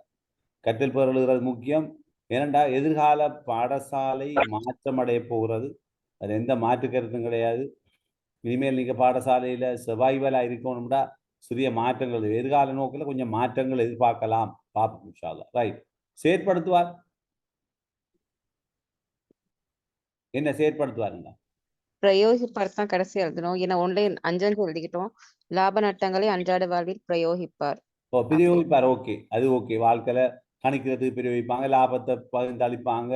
மற்றது இதுல படிச்ச ஒரு விதியை, அதாவது கேள்வி நிரம்பல் கொள்கையை அன்றாட வாழ்க்கையில் பயன்படுத்துவாங்க. சிக்கனமாக வாழ்றதுக்காக எப்படி சல்லிய பணத்தை மீதப்படுத்தலாம் என்ற விஷயத்தை பிரயோகிப்பாங்க. வரைவிலக்கணம் ஒன்ற கட்டி எழுப்புவாங்க. நடாத்துவார் என்றா ஒரு கொண்டு நடாத்துவார் என்றா ஒரு ஒரு நீங்க ஒரு சொல்லுங்க, கொண்டு நடாத்துவதற்கு நல்ல உதாரணம் சொல்லலாம். சொல்லுங்க, ஒரு ப்ரோக்ராமை கொண்டு நடத்துறது, எப்படி ஒரு அஜெண்டாவை ரன் பண்றது, ஒரு ப்ரோக்ராமை கொண்டு நடத்துறது. விவாதத்துக்கும் சொல்லலாமா? விவாதத்துக்கு சொல்லலாம். விவாதத்தை பிரயோகிக்கிறது அதெல்லாம் சரி முழுக்க வரும். கொண்டு நடத்துறது, ஒரு விளையாட்டு போட்டியை நடத்துறது, அதெல்லாம் படிச்ச அறிவை கொண்டு பிரயோகிக்கிறது. செயற்படுத்துவாருந்தா ஒரு ப்ரொஜெக்டை செயற்திட்டம் ஒன்றை செயற்படுத்துறது. சார் கற்ற விடயங்களை அடிப்படையாக வைத்து செயற்படுத்துவார். மேனேஜ்மெண்ட் போர்டில் டிசிஷன் எடுக்கிறாங்க, அவங்களோட கற்றுக்கொண்ட மேனேஜ்மெண்ட் முகாமைத்துவ கொள்கை ஒன்றை பிரயோகிச்சு அதை நடைமுறைப்படுத்தி பார்க்குறாங்க ஆசிரியர்கள் மீது. இப்படி செய்தா என்ன?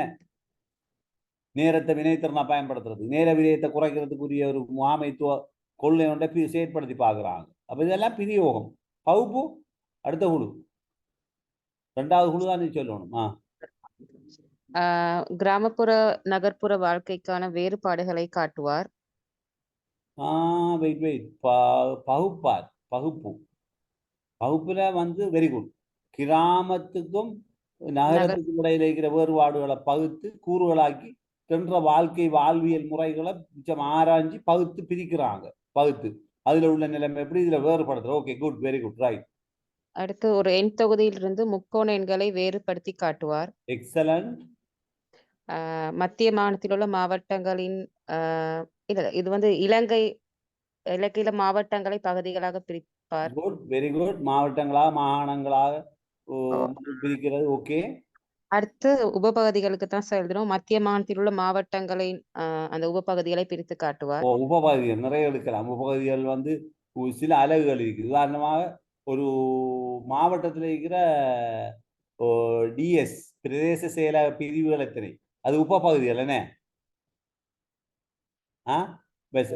விஞ்ஞானத்துல நிறைய ஒரு இலத்திரனியல் சுற்றில இருக்கிற உபக்கூறுகள் என்னங்கிறத பிரிச்சு அதை காட்டுவாங்க. அதுக்கடையில தொடர்பை காட்டுறது பகுப்புல வரும்.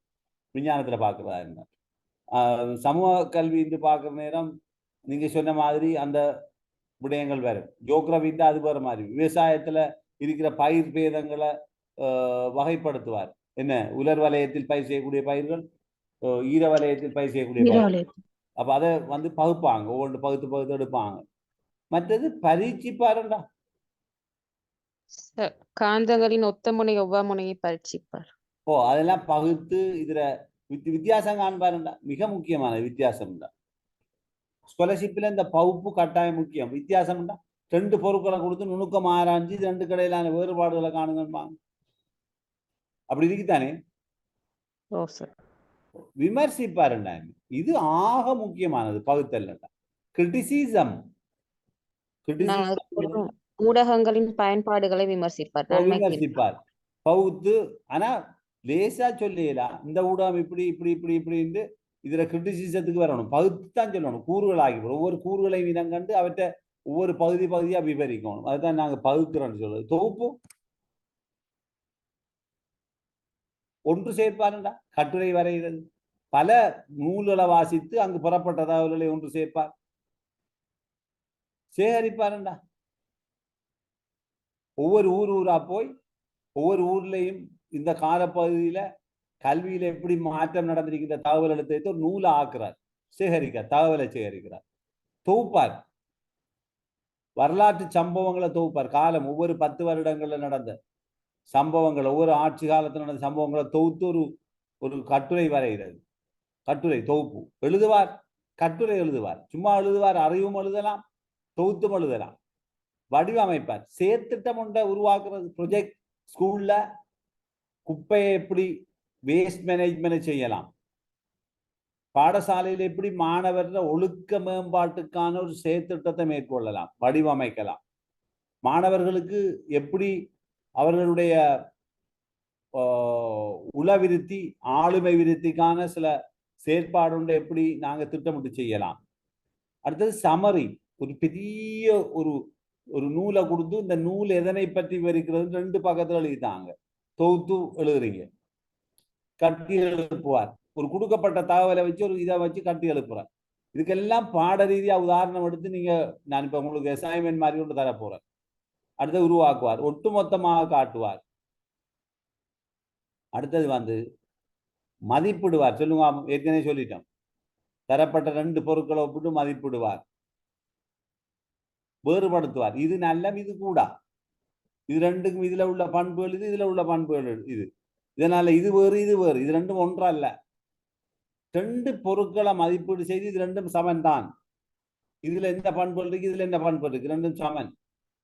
அடுத்தது கன்ஃபார்ம் பண்ணுவாங்க, பல தகவல்களை சேர்த்து இதுதான் இது, இதுல எந்த மாற்றுக்கருத்து, நீங்க தேடுகின்ற பொருள் இதுதான், எந்த மாற்று கருத்தும் இல்லை என்று உறுதிப்படுத்துறது.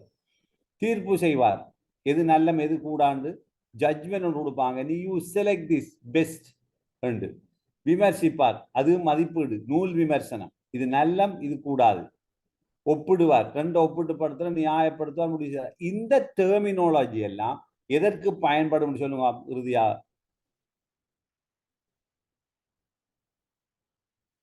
எதற்காக பயன்படும்?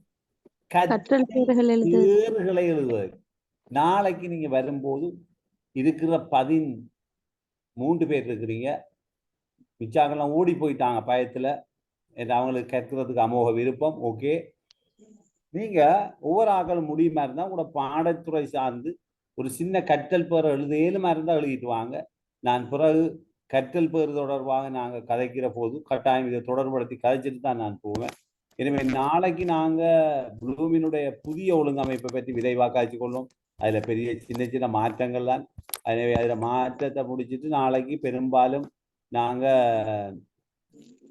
இதுல ஒரு பெரிய பகுதியை நாங்க ஒதுக்கி தள்ளிடுவோம். ஏனெண்டா நாங்க இன்றைக்கு 4வது வகுப்பில் இருக்கிறோம், 11 வகுப்புக்குள்ள முடிக்க வேண்டியிருக்கிறதால. எனவே இத விடயங்களை கொஞ்சம் முடியுமானவரை நான் பிளான் பண்ணி கொண்டு போறேன். இப்ப இன்றைக்கு உங்களுக்கு ஒரு தெளிவு இருக்குதான், இந்த கற்றல்ல எந்த ஒரு பாடத்தை எடுத்துக்கொண்டாலும் அறிதல் ஆட்சியில நவார டெர்மினாலஜி பேரிடுவாருண்டா சயின்ஸுக்கும் பொருந்தும், ஜியோகிராபிக்கும் பொருந்தும், அக்ரிகல்ச்சருக்கு பொருந்தும், சிவிக்ஸுக்கு பொருந்தும், பிடிஎஸ்க்கு பொருந்தும்,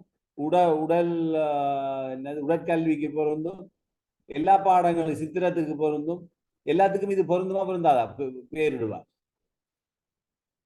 கணிப்பார், வேறுபாடுகளை எடுத்து காட்டுவார், ஒன்று சேர்ப்பார், தொகுப்பார், விவரிப்பார். இதெல்லா பாடத்துக்கும் இது பொதுவான குறிக்கோள்கள் அம்சங்களா இருக்குமா இல்லையா? விளங்கிதான் பொதுவானது இது இல்ல, எல்லாத்துக்கும் இதைத்தான் குறிக்கோளா பாகுபடுத்தி உலகம் முழுக்க அறிமுகப்படுத்தணும்னு 50 வருடங்கள் நிலைத்திருந்தது. பெஞ்சமின் ப்ளூமினுடைய இந்த பாகுபாட்டு முறை 50 வருடங்கள் நிலைத்திருந்தது, அபூர்வமான முறையில நிலைத்திருந்தது. விளங்கிட்டா? ஓகே, இப்ப இன்றைய பாடம் உங்களுக்கு கிளியரா உங்களுக்கு அறிதல் ஆட்சி புலம் பாகுபாடு விளங்கிட்டா எல்லாருக்கும்? நாளைக்கு நாம அடுத்த எல்லாம் இது வந்து சின்னது, கொஞ்சம் பிராக்டிக்கலா சின்ன ஒரு அசைன்மெண்ட் மாதிரி தந்தா நீங்க விரும்பினா செய்து பார்க்கலாம். ஏதாவது டவுட் இருந்தா கேட்டுக்கொள்ளுங்க, இல்லாட்டி முடிச்சு கொள்ளலாம். சொல்லுங்க. ஓகேயா? எல்லாரும் கிளியரா? Okay sir. சார் சார் டெக்னாலஜில அசைன்மெண்ட் போடுறா சார்?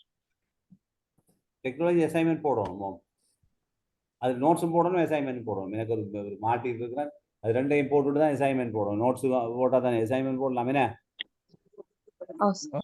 நான் அனுப்பிடுறேன் டெக்னாலஜிக்கு ஒரு அசைன்மெண்ட், அதுக்கு எத்தனை அசைன்மெண்ட் என்னங்கிற ஸ்ட்ரக்சரை டிசைன் பண்ணி கொடுத்துருக்குறேன்.